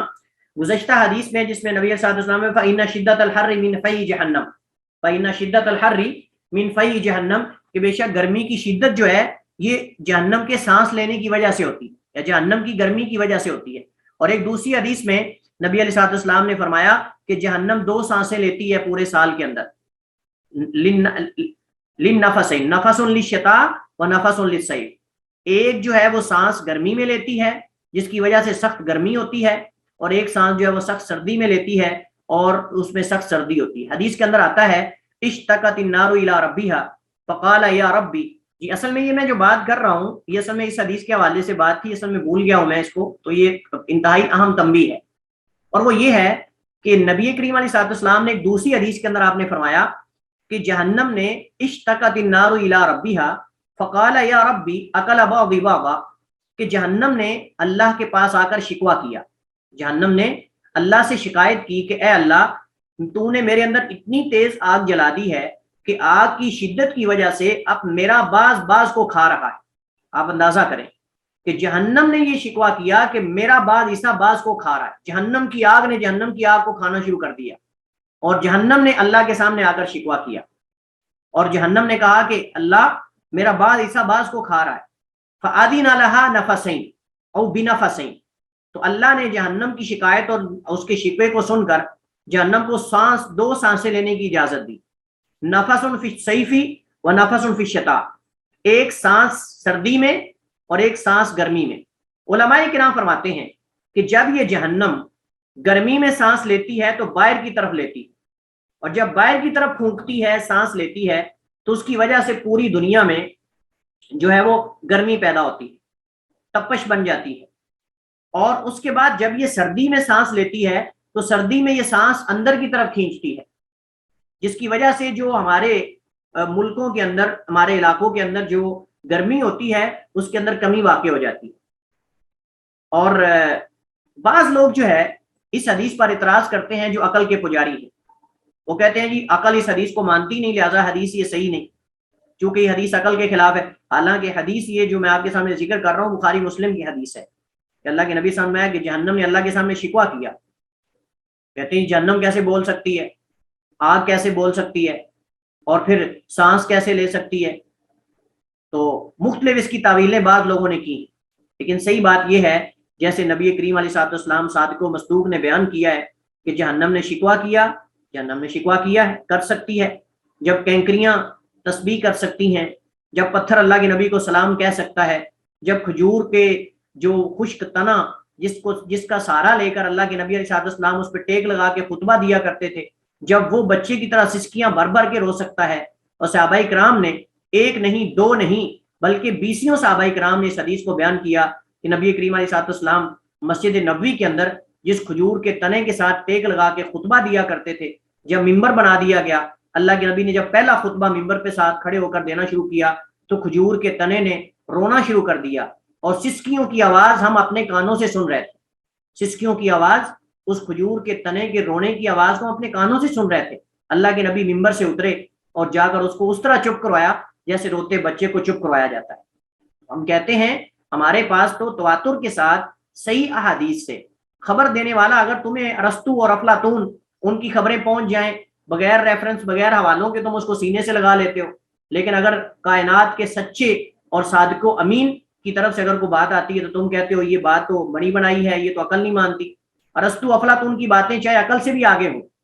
چاہے عقل سے بھی آگے ہوں، جس طرح کی بھی ہوں، اس کو سارا آنکھوں پہ لگاتے ہیں، اور حالانکہ ارسطو افلاطون اور ہمارے درمیان ہزاروں سال کا فاصلہ ہے، لیکن نبی کریم علیہ السلام کی اگر کوئی بات آ جائے، اگر کسی صحابی کی بات آ جائے تو کہتے ہیں یہ تو محدثین نے بنائی ہوئی ہے اپنی طرف سے، یہ تو محدثین کی گڑی ہوئی ہیں۔ اگر سکھ آدمی یہ بیان کر رہے ہیں کہ ہم نے یہ خبر سنی، ہم نے یہ واقعہ دیکھا، تو ہم تو اس پر یقین کرتے ہیں، بلکہ ہم جب نبی کریم علیہ السلام کی کسی صحیح حدیث کو پڑھ رہے ہوتے ہیں یا سن رہے ہوتے ہیں تو ہم تو اس یقین سے پڑھ اور سن رہے ہوتے ہیں کہ یہ ہم جیسے ڈائریکٹ اللہ کے نبی سے سن رہے ہیں، بلا واسطہ اللہ کے نبی سے سن رہے ہیں، ہمارا اس پہ یقین ہے۔ اگر ہم شک کے اندر پڑ جائیں گے تو یہ تو ساری چیزیں ہم سے پھر شکی ہو جائیں گی۔ اس وجہ سے بعض علماء نے رد کیا ان علماء پر کہ جو کہتے ہیں جی خبر واحد جو ہے وہ ظنی ہوتی ہے اور خبر متواتر یقینی ہوتی ہے۔ وہ کہتے ہیں خبر واحد بھی اکثر اوقات یقین کا فائدہ دیتی ہے، جب صحیح سند سے معتبر ائمہ سے ہم تک پہنچ جاتی ہے تو یقینی ہے وہ۔ اس سے تو ہم منکرین حدیث کے لیے دروازہ کھولیں گے اگر ہم یہ کہیں گے ظنی اور یقینی اور یہ فرق کرنا شروع کر دیں گے۔ تو لہٰذا جہنم سانس لیتی ہے، جہنم نے بات کی ہے، اللہ تعالیٰ کے سامنے شکوہ کیا ہے اور اللہ نے اس کے شکوے کو سنا ہے، اللہ بلا سکتا ہے۔ الیوم نختم علی افواہہم وتکلمنا ایدیہم، وہ جو اللہ تعالیٰ کی صفات کا انکار کرنے والے ہیں، جو کہتے ہیں کہ اللہ تعالیٰ کی صفت کلام نہیں، اللہ تعالیٰ کلام نہیں کرتا، ان سے اگر پوچھو کہ اللہ کلام کیوں نہیں کرتا، کہتے ہیں جی اگر ہم یہ مان لیں گے کہ اللہ تعالیٰ کلام کرتا ہے تو پھر نعوذ باللہ یہ بھی ماننا پڑے گا کہ اللہ کا منہ ہے، اللہ کے دانت ہیں، اللہ کی زبان ہے، یعنی لوازمات ماننے پڑیں گے۔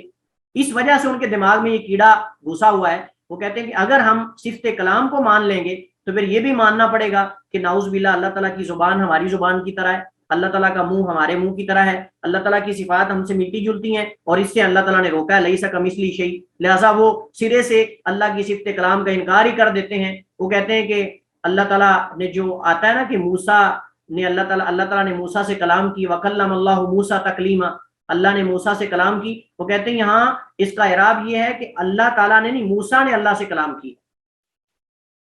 اس کی تعویلیں کرتے ہیں مختلف قسم کی، یعنی اللہ نے کلام کو نعوذ باللہ درخت کے اندر پیدا کر دیا اور درخت اللہ تعالیٰ سے مخاطب ہوا۔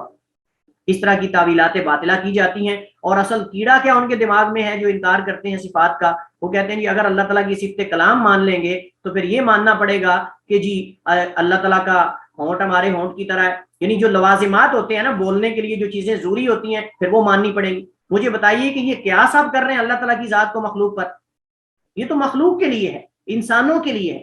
جو اللہ کینکریوں کو بلا سکتا ہے، اللہ کی ان کے لیے تو لوازمات نہیں ہے. کینکری کے منہ ہیں، کینکری کے ہونٹ ہیں، کینکری کے دانت ہیں، لیکن کینکریاں بولی ہیں، تسبیح کی اللہ کے نبی علیہ السلام کے سامنے.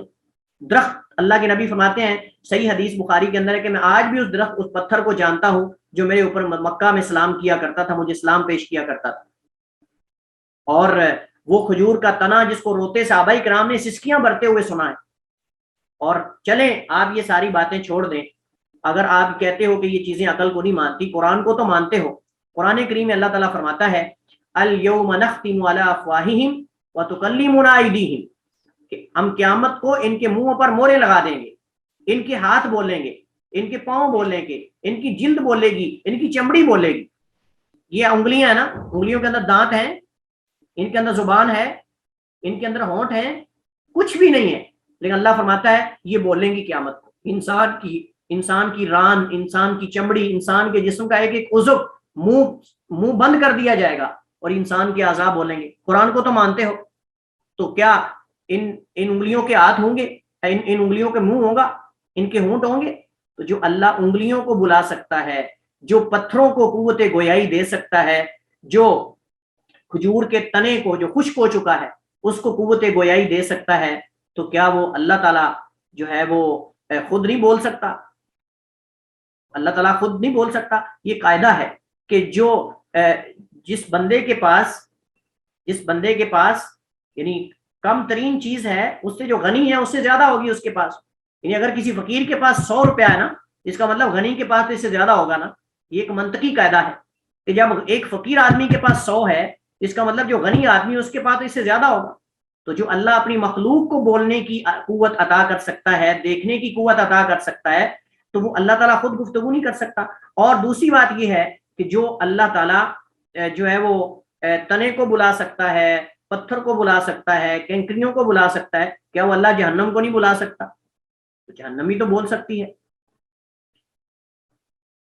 اور وہ قرآن کریم کے اندر موجود ہے وَتَقُولُ هَلْ مِن مَزِيدٍ، کہ جہنم کے اندر جب جہنم کے لوگوں کو ڈال دیا جائے گا، جہنم کہے گی حل من مزید، کوئی اور ہے اللہ؟ تو اللہ تعالیٰ اپنا قدم اس کے اندر رکھے گا اور جہنم کی آگ کو ٹھنڈا کر دے گا. حدیث صحیح ہے، اللہ کے نبی علیہ السلام سے یہ مروی ہے. تو بہرحال یہ جو اعتراض کیا جاتا ہے نا کہ جہنم کا سانس لینا اور جہنم کا بولنا یہ جو ہے وہ عقل کے خلاف ہے، لہٰذا ہر وہ حدیث جو عقل کے خلاف ہے ہم اس کو مانتے نہیں. اور چونکہ اس طرح کی حدیث بخاری مسلم کے اندر ہے لہٰذا ہم بخاری مسلم کو نہیں مانتے. یعنی یہ گویا کہ ایک ان کا مقدمات ہیں حدیث کے انکار کی طرف لے جانے کے لوگوں کو. یہ مقدمات ہیں، سٹیپ بائی سٹیپ لوگوں کو لے کر جاتے ہیں. کہتے ہیں یہ چونکہ جہنم کا سانس لینا عقل کے خلاف ہے، جہنم کا بولنا عقل کے خلاف ہے، لہٰذا یہ حدیثیں بخاری مسلم میں ہیں اور بخاری مسلم کے اندر اس طرح کی حدیثیں ہیں، لہٰذا یہ حدیثیں صحیح نہیں ہیں کیونکہ عقل ان کو نہیں مانتی. بھائی پہلے تو یہ ثابت کرو نا کہ تمہاری عقل مختار کل ہے، عقل ہر چیز کا ادراک کر سکتی ہے. عقل تو دنیاوی انسان کے اندر چیزیں موجود اس کو نہیں سمجھ سکتی، ہر چیز کو. انسان کے جسم کے اندر جو روح چل رہی ہے اس کو نہیں سمجھتی عقل، تم دور کی باتیں کرتے ہو. روح کیا ہے انسان کے بدن کے اندر، اس کو نہیں سمجھتی انسان کی عقل. آج تک اس کی حقیقت کو نہیں معلوم کر سکے تو تم ان چیزوں کی حقیقت کو کیسے معلوم کر سکتے ہو جو ماوراء العالم ہے اور جو غیبیات کے اندر موجود ہے. دنیا کی موجود چیزوں کے بارے میں آپ نہیں جان سکے ابھی تک سب کے بارے میں، تو آپ غیبیات کے بارے میں کیسے آگے جان کر دیکھنا چاہتے ہو؟ یہ صرف لوگوں کو الو بنانے کے ہیلے اور بہانے ہیں، دین سے دور کرنے کے، باقی حقیقت میں کچھ بھی نہیں. جہنم نے سانس لیا ہے اور حقیقت میں لیتی ہے اور بات کی ہے اور حقیقت میں بات کی ہے، جیسے نبی علیہ السلام نے فرمایا ہے، صادق المصدوق نے، اشتاقت النار الی ربہا، کہ آگ نے اللہ کے سامنے شکوہ کیا کہ میرا باز عیسیٰ باز کو کھا رہا ہے. تو ہم یہاں پہنچے تھے، فرمایا فَإِنَّا تَتْلُو بَيْنَ قَرْنَيْ شیطان، شیطان کے دو سینگوں کے درمیان سورج اس وقت طلوع ہو رہا ہوتا ہے، لہٰذا اس وقت وہی لوگ سجدہ کرتے ہیں جو سورج کے پجاری ہوتے ہیں اور سورج کی پوجا کرنے والے یا شیطان کی پوجا کرنے والے ہیں. اللہ کی عبادت کرنے والوں کو اس وقت میں بچنا چاہیے. وحین عید، اور اس وقت یسجد لہ الکفار، اس کے لیے کفار سجدہ کرتے ہیں. ثم صلی، پھر نماز پڑھ فإن الصلاۃ مشہودۃ پر بے شک جو نماز ہے یہ حاضری کا وقت ہے، محظورۃ اور اس میں مشہودۃ مطلب گواہی کا وقت اور حاضری کا وقت ہے، حتی یستقل الظل بالروح حتیٰ کہ سایہ جو ہے وہ نیزے کے برابر ہو جائے۔ ثم اقصر عن الصلاۃ پھر جو ہے وہ نماز سے رک جاؤ، فإن پر بے شک حینئذ اس وقت تسجر جہنم جہنم کو تیز کیا جاتا ہے، جہنم کو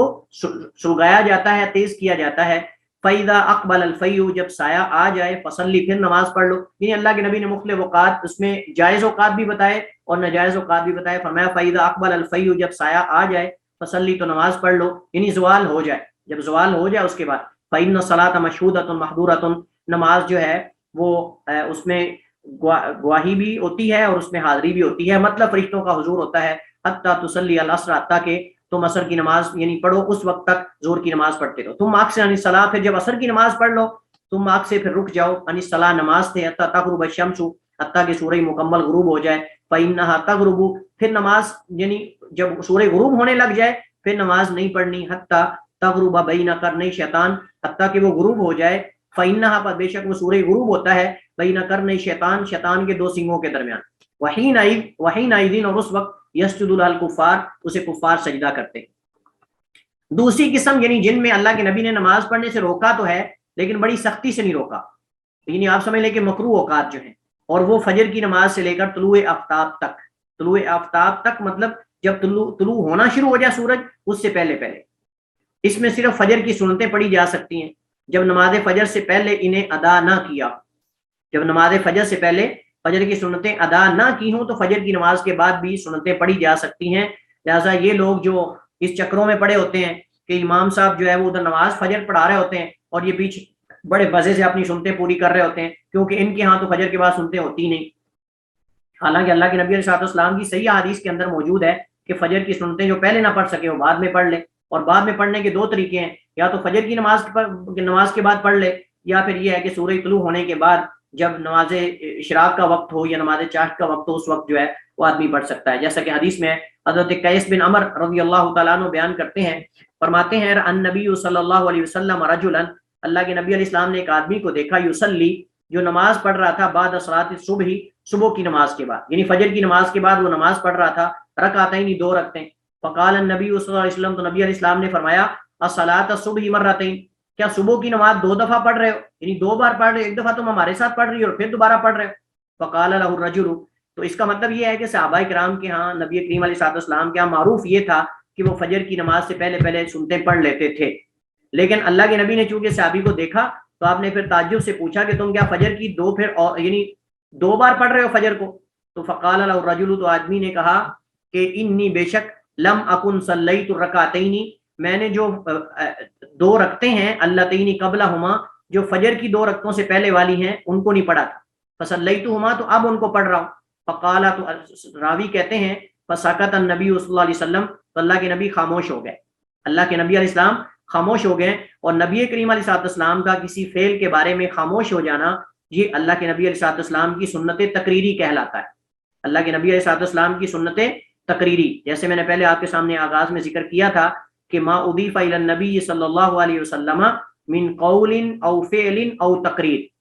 سنت کیا ہوتی ہے جس کی اللہ کے نبی علیہ السلام کی طرف نسبت کی گئی ہو، وہ قول ہو، فعل ہو یا تقریر ہو۔ تقریر کا مطلب آپ کے سامنے کوئی کام ہوا ہو آپ کے زمانے میں لیکن آپ نے اس پہ خاموشی کا اظہار کیا ہو، تو یہ بھی سنت ہے، کیونکہ اللہ کے نبی علیہ السلام مبین ہے، بیان کرنے والے مفسر ہیں، اور جائز نہیں ہے کہ کسی ضرورت کے وقت جو مسئلہ بیان کرنے والا ہے اس پہ خاموشی اختیار کی جائے۔ یہ قاعدہ ہے لا يجوز تاخیر البیان عن وقت الحاجہ، کہ کسی بھی بیان کو اس کی ضرورت کے وقت سے مؤخر کرنا جائز نہیں، تو اگر یہ جائز نہ ہوتا تو اللہ کے نبی کبھی بھی خاموشی کا اظہار نہ کرتے، اس وجہ سے بعض صحابہ کرام نے عزل کرنے کو جائز قرار دیا، اور اس کے اندر انہوں نے کہا کنا نازل والقرآن ینزل، ہم اپنی بیویوں سے عزل کیا کرتے تھے حالانکہ قرآن اتر رہا ہوتا تھا۔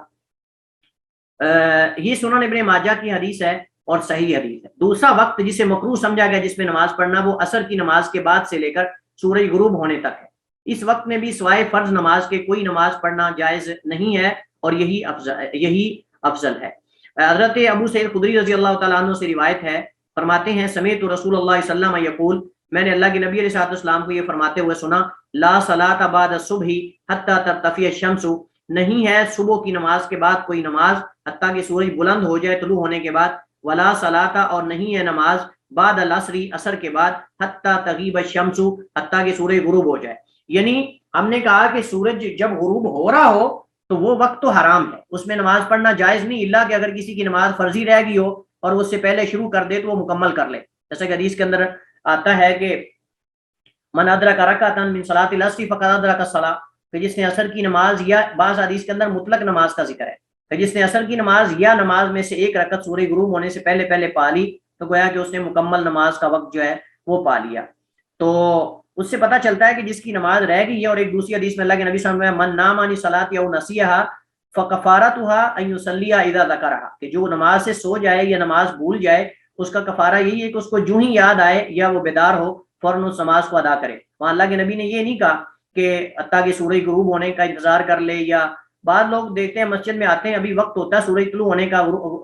کا تو وہ کھڑے ہو جاتے ہیں انتظار کرتے رہتے ہیں، یہ درست نہیں ہے۔ آپ وقت ہے تو آپ فوراً نماز شروع کر دیں، ہو سکتا ہے سورج طلوع ہونے سے پہلے پہلے آپ نماز مکمل کر لیں اپنی فجر کی، تو یہ درست نہیں انتظار کرنا۔ تو فرمایا کہ عصر کی نماز کے بعد بھی حتیٰ کہ سورج جو ہے وہ غروب ہو جائے، یعنی مکمل طور پہ، لیکن غروب ہونے سے پہلے پہلے کے وقت میں جو ہے وہ مکروہ ہے لیکن حرام نہیں۔ لیکن عین غروب کے وقت اور عین طلوع کے وقت اور عین زوال کے وقت، یہ تین اوقات میں نماز پڑھنا جائز نہیں ہے، سختی سے روکا گیا ہے۔ لیکن اس کے علاوہ ان سے پہلے پہلے جو اوقات ہیں جیسے فجر کی نماز کے بعد نماز پڑھنا کوئی نفلی، یہ مکروہ ہے، اور اسی طرح جو ہے وہ عصر کی نماز کے بعد کوئی نفلی نماز پڑھنا یہ بھی مکروہ ہے۔ تنبیہ، راجح قول کے مطابق گزشتہ اوقات میں نماز کی ممانت بیت اللہ میں نماز پڑھنے کو شامل نہیں،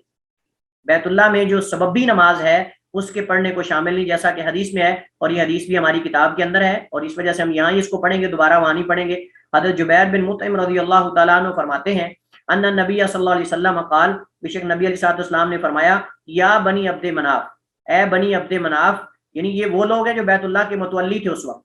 جو بیت اللہ کے اس وقت متولی تھے، اور وہ مراد ہیں اے بنی عبد مناف، لا تمنعوا احدا، نہ تم روکو کسی ایک کو، طاف بهذا البیت، جو اس بیت اللہ کا طواف کرے اور اس کے بعد وصلی، اور نماز پڑھنا چاہے، ایت ساعت، جس گھڑی میں بھی، یعنی تو نہ تو تم کسی کو اس گھر کا طواف کرنے سے روکو، اور نہ اس میں کسی کو کسی گھڑی کے اندر بھی نماز پڑھنے سے روکو، اور ایت ساعت کا مطلب کسی گھڑی میں بھی، کسی وقت میں بھی، شاہ اس کا مطلب حدیث جس کو چاہے مستثنا کر دے، ہمیں کیا اعتراض ہے؟ جب اللہ کے نبی خود صحیح حدیث کے اندر کہہ رہے ہیں کہ بیت اللہ کے اندر کسی گھڑی کے اندر بھی نماز پڑھی جا سکتی، کسی وقت کے اندر بھی، تو یہ اللہ کے نبی نے مستثنا وحی کے ذریعے کر دیا، اللہ نے خود اجازت دے دی۔ وصلی ایت ساعت، نہ روکو تم کسی کو نماز پڑھنے سے جس گھڑی میں بھی پڑھنا چاہے، شاہ چاہے، من لیل او نہار، وہ رات کی کوئی گھڑی ہو یا دن کی کوئی گھڑی ہو، اور یہ جامع ترمذی کی روایت ہے اور سنن نسائی اور ابن ماجہ کی ہے، اور یہ حدیث صحیح ہے۔ تو اس حدیث سے یہ پتہ چلتا ہے کہ ایک تو بیت اللہ کے اندر کسی بھی وقت نماز پڑھی جا سکتی ہے، وہ طواف کی 2 رکعتیں ہوں یا وہ تحیۃ المسجد کی ہوں یا کوئی بھی ہو۔ دوسرا، بعض علماء کرام فرماتے ہیں کہ اگر کوئی مسجد میں آتا ہے تو تحیۃ المسجد انشاءاللہ ہم الگ اس کا حکم پڑھیں گے تحیۃ المسجد کی نماز کا، لیکن یہاں صرف اختصار کے ساتھ میں ذکر کر دیتا ہوں کہ بعض علماء کہتے ہیں کہ حدیث میں نبی علیہ الصلوۃ والسلام نے فرمایا، صحیح حدیث ہے، اذا دخل احدکم المسجد فلا یجلس حتی یصلی رکعتین، کہ جب بھی تم میں سے کوئی مسجد میں داخل ہو تو اس وقت تک نہ بیٹھے جب تک 2 رکعت نماز نہ پڑھ لے، جب تک 2 رکعت نماز نہ پڑھ لے۔ اب اس حدیث کے اندر بھی اللہ کے نبی نے وقت کو خاص نہیں کیا، فرمایا جب بھی جس وقت بھی کوئی مسجد میں داخل ہو تحیۃ المسجد پڑھ کے بیٹھے، تحیۃ المسجد 2 رکعت نماز پڑھ کے بیٹھے، اس کے بغیر نہ بیٹھے۔ اب اس کے اندر نہیں کے اوقات بھی آتے ہیں، کراہت کے اوقات بھی آتے ہیں، اور تمام اوقات آتے ہیں،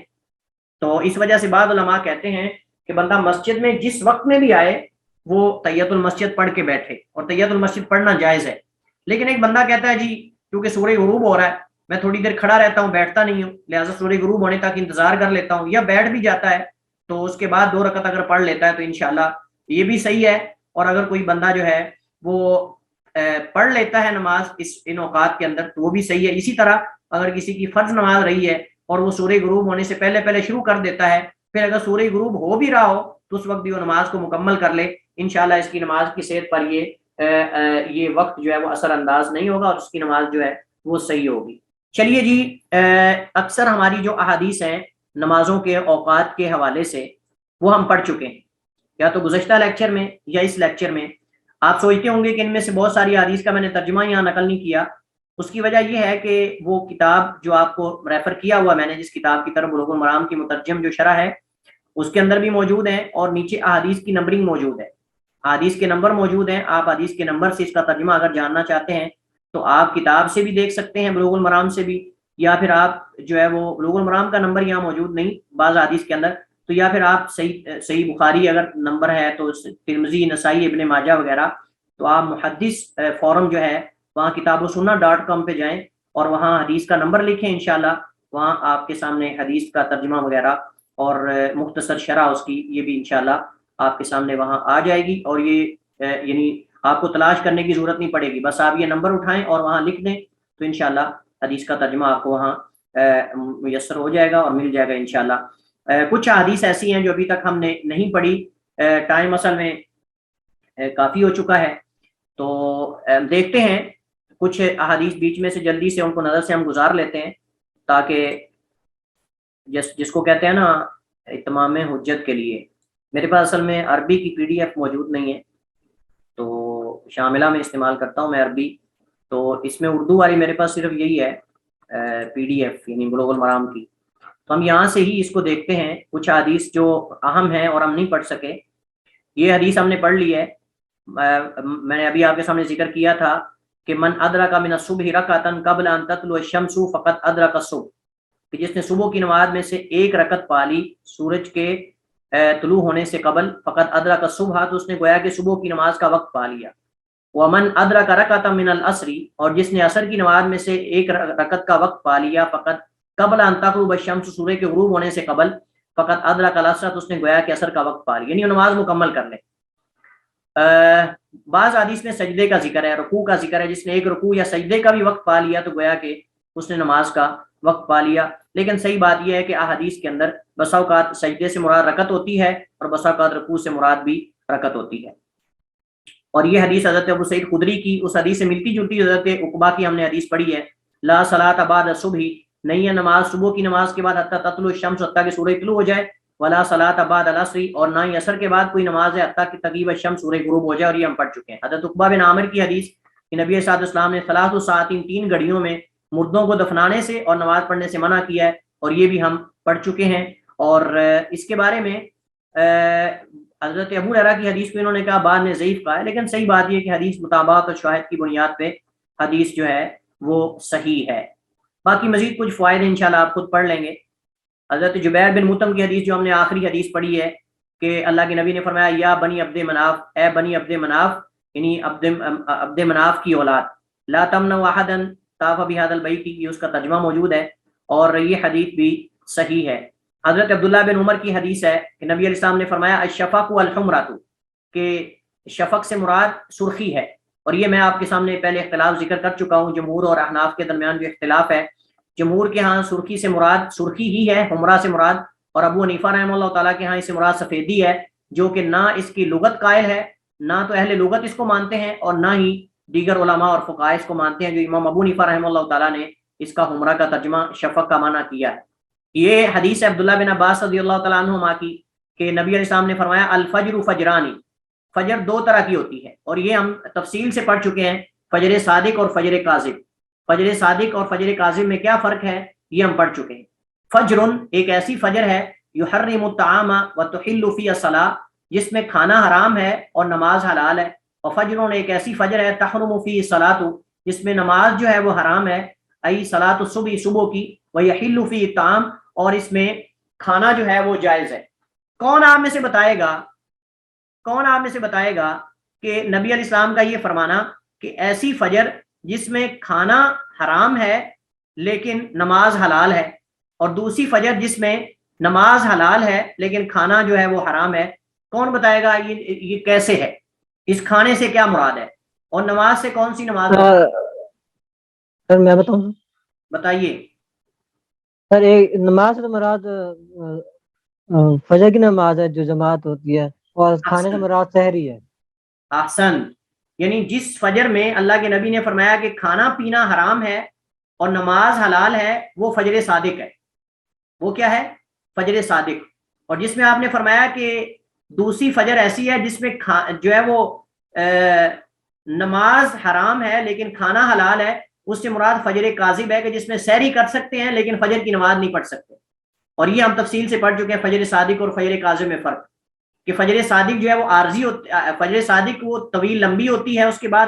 سفیدی میں سفیدی آتی ہے، یعنی سفیدی بڑھتی جاتی ہے روشنی. لیکن فجر کاذب جو ہے بیڑیے کی دم کی طرح لمبی سی ہوتی ہے اور کچھ دیر کے لیے آتی ہے پھر اندھیرا چھا جاتا ہے. تو یہ اللہ کے نبی نے اس حدیث کے اندر دونوں بیان کیے. فجر فجرانی، فجر دو طرح کی ہے. فجرون ایک ایسی فجر یحرم جو حرام کر دیتی ہے طعام کھانے کو، وتحل فیہ الصلاۃ اور حلال ہو جاتی ہے اس میں نماز. اور دوسری فجر جس میں نماز حرام ہو جاتی ہے لیکن کھانا اس میں حلال ہو جاتا ہے، اور وہ کیا ہے؟ وہ فجر کاذب ہے، فجر صادق اور فجر کاذب. اس حدیث میں اگرچہ کلام ہے لیکن حدیث انشاءاللہ صحیح ہے. کہتے ہیں رواہ ابن خزیمہ، اسے ابن خزیمہ اور حاکم نے روایت کیا، وصححہ اور اسے صحیح بھی قرار دیا. وللحاکمی اور امام حاکم کے ہاں حضرت جابر کی حدیث میں سے نحو اسی طرح کے الفاظ ہیں. وزادہ اور انہوں نے ساتھ اضافہ کیا ہے فی الذی اس کے بارے میں یحرم الطعام جو کھانے کو حرام کر دیتی ہے، ان یذهب مستطیلا کہ یہ جو ہے وہ مستطیل صورت میں جاتی ہے. مستطیل کا معنی ہوتا ہے یعنی لمبائی میں، فی الافق آسمان میں، وفی الاخر یعنی مستطیل چوڑائی میں جاتی ہے، اور یہ فجر صادق ہے. وفی الاخر اور دوسری کے بارے میں آپ نے فرمایا انہ کذنب السرحان، یہ بیڑیے کی دم کی طرح ہے. اور یہ ہم پڑھ چکے ہیں جب ہم نے فجر صادق اور فجر کا. تو فجر کاذب جو ہے یہ بیڑیے کی دم کی طرح لمبی ہوتی ہے، اور جو فجر صادق ہے یہ مستطیل یعنی چوڑی ہوتی ہے، یہ چوڑائی کی طرف جاتی ہے اور وہ لمبائی کی طرف جاتی ہے. ہاں، عبداللہ بن مسعود رضی اللہ تعالیٰ عنہ فرماتے ہیں کہ نبی علیہ السلام نے فرمایا افضل الاعمال الصلاۃ، افضل ترین اعمال میں سے وہ نماز ہے، فی اول وقتہا اول وقت میں پڑھنا، اول وقت میں نماز کو پڑھنا یہ افضل ترین اعمال میں سے ہے. اور یہ بے شمار احادیث کے اندر اس طرح کے الفاظ، صحیحین کے اندر بھی الفاظ یہ موجود ہے، صحیحین کے اندر بھی یہ الفاظ جو ہے انہی الفاظ کے ساتھ حدیث موجود ہے، لیکن مکمل اس طرح نہیں ہے، لیکن یہ الفاظ موجود ہیں. حضرت ابو محذورہ رضی اللہ تعالیٰ عنہ فرماتے ہیں نبی علیہ السلام نے فرمایا اول الوقت رضوان اللہ، کہ اول وقت جو ہوتا ہے یہ اللہ کی رضا کا ہوتا ہے. واوسط رحمت اللہ، اور دوسرا وقت اللہ کی رحمت کا ہوتا ہے. وآخرہ عفو اللہ، اور آخری اللہ تعالیٰ کی بخشش اور اللہ تعالیٰ کی عفو کا ہوتا ہے. لیکن یہ حدیث ضعیف ہے، لیکن یہ حدیث جو ہے وہ ضعیف ہے، جیسا کہ حافظ ابن حجر نے خود اس کو ضعیف قرار دیا ہے، اور اس کے علاوہ بہت سارے علماء نے بھی اس حدیث کو جو ہے وہ ضعیف قرار دیا. اور مزے کی بات یہ ہے کہ ابن حبان رحمہ اللہ تعالیٰ جو کہ متساہل ہے حدیث کے صحیح کہنے میں، انہوں نے بھی اس حدیث پر کلام کیا. انہوں نے بھی اس حدیث کے راوی پر جو ہے وہ وضاع ہونے کا الزام لگایا کہ وہ حدیثیں گڑا کرتا تھا،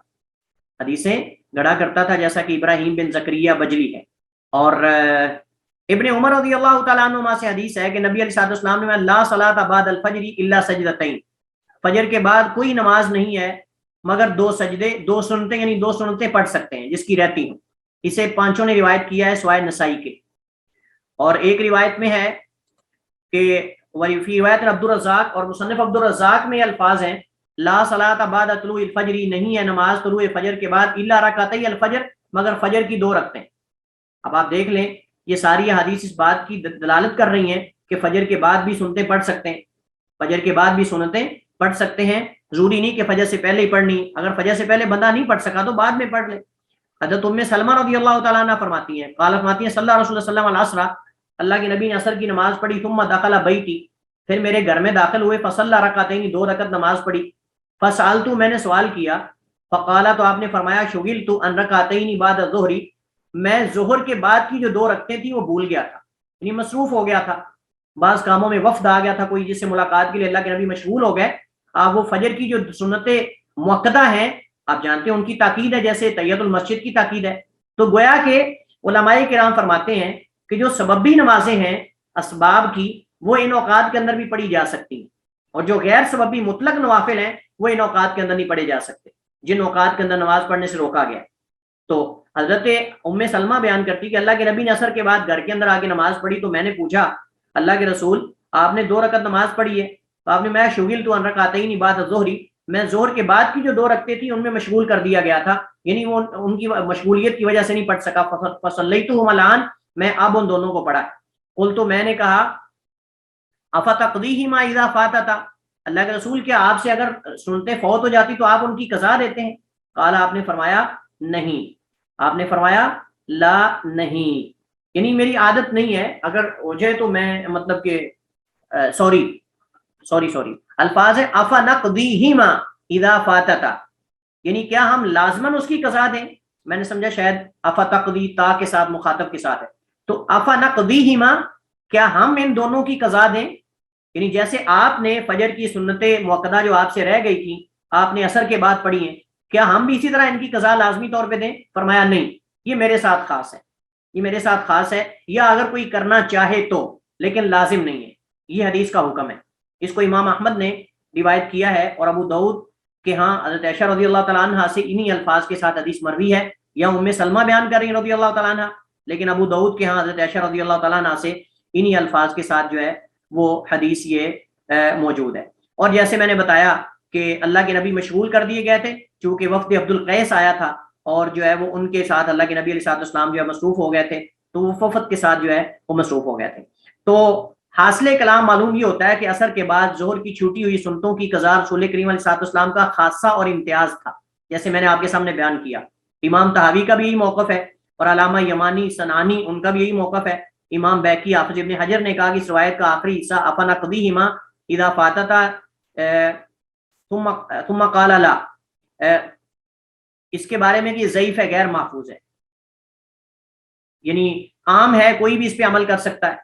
کوئی بھی اس پہ عمل کر سکتا ہے. لیکن صحیح بات یہ ہے کہ اگر اس الفاظ صحیح بھی ہوں تو تعارض نہیں ہے. تعارض اس وجہ سے نہیں ہے کہ اللہ کے نبی علیہ السلام کے حق میں لازم ہوگا لیکن امت کے حق میں یہ مستحب ہوگا. اگر کوئی کرنا چاہے تو ٹھیک ہے، لیکن اگر کوئی نہیں کرنا چاہتا تو اس کے لیے لازم نہیں ہے. تو اگر کوئی سنت پہ عمل کر کے تو عصر کے بعد جو ہے وہ کرنا چاہے 2 رکعتیں یا زور کی 4 یا 2 تو پڑھ سکتا ہے، لیکن یہ ہے کہ لازم نہیں ہے، لازم نہیں ہے اور عادت نہیں بنانی چاہیے. دوسرا یہ کہ عادت نہیں بنانی چاہیے، اور ایک یہ کہ لازمی نہیں سمجھنا چاہیے، بلکہ ویسے اگر کوئی پڑھ لیتا ہے کبھی تو ٹھیک ہے، کوئی حرج نہیں. واللہ تعالی اعلم واحکم، وصلی اللہ وسلم علی نبینا محمد وعلی آلہ وصحبہ وسلم. الحمدللہ اسی کے ساتھ ہماری جو اوقات کے متعلق احادیث ہیں وہ ساری کی ساری مکمل ہوئیں. تو اسی پر ہم اکتفا کرتے ہیں. انشاءاللہ اگلے ہمارے لیکچرز اذان اور اقامت سے متعلق جو احادیث اور جو احکام ہیں انشاءاللہ ان سے متعلق ہوں گے. واللہ تعالی اعلم واحکم، وصلی اللہ وسلم علی نبینا محمد وعلی آلہ وصحبہ وسلم.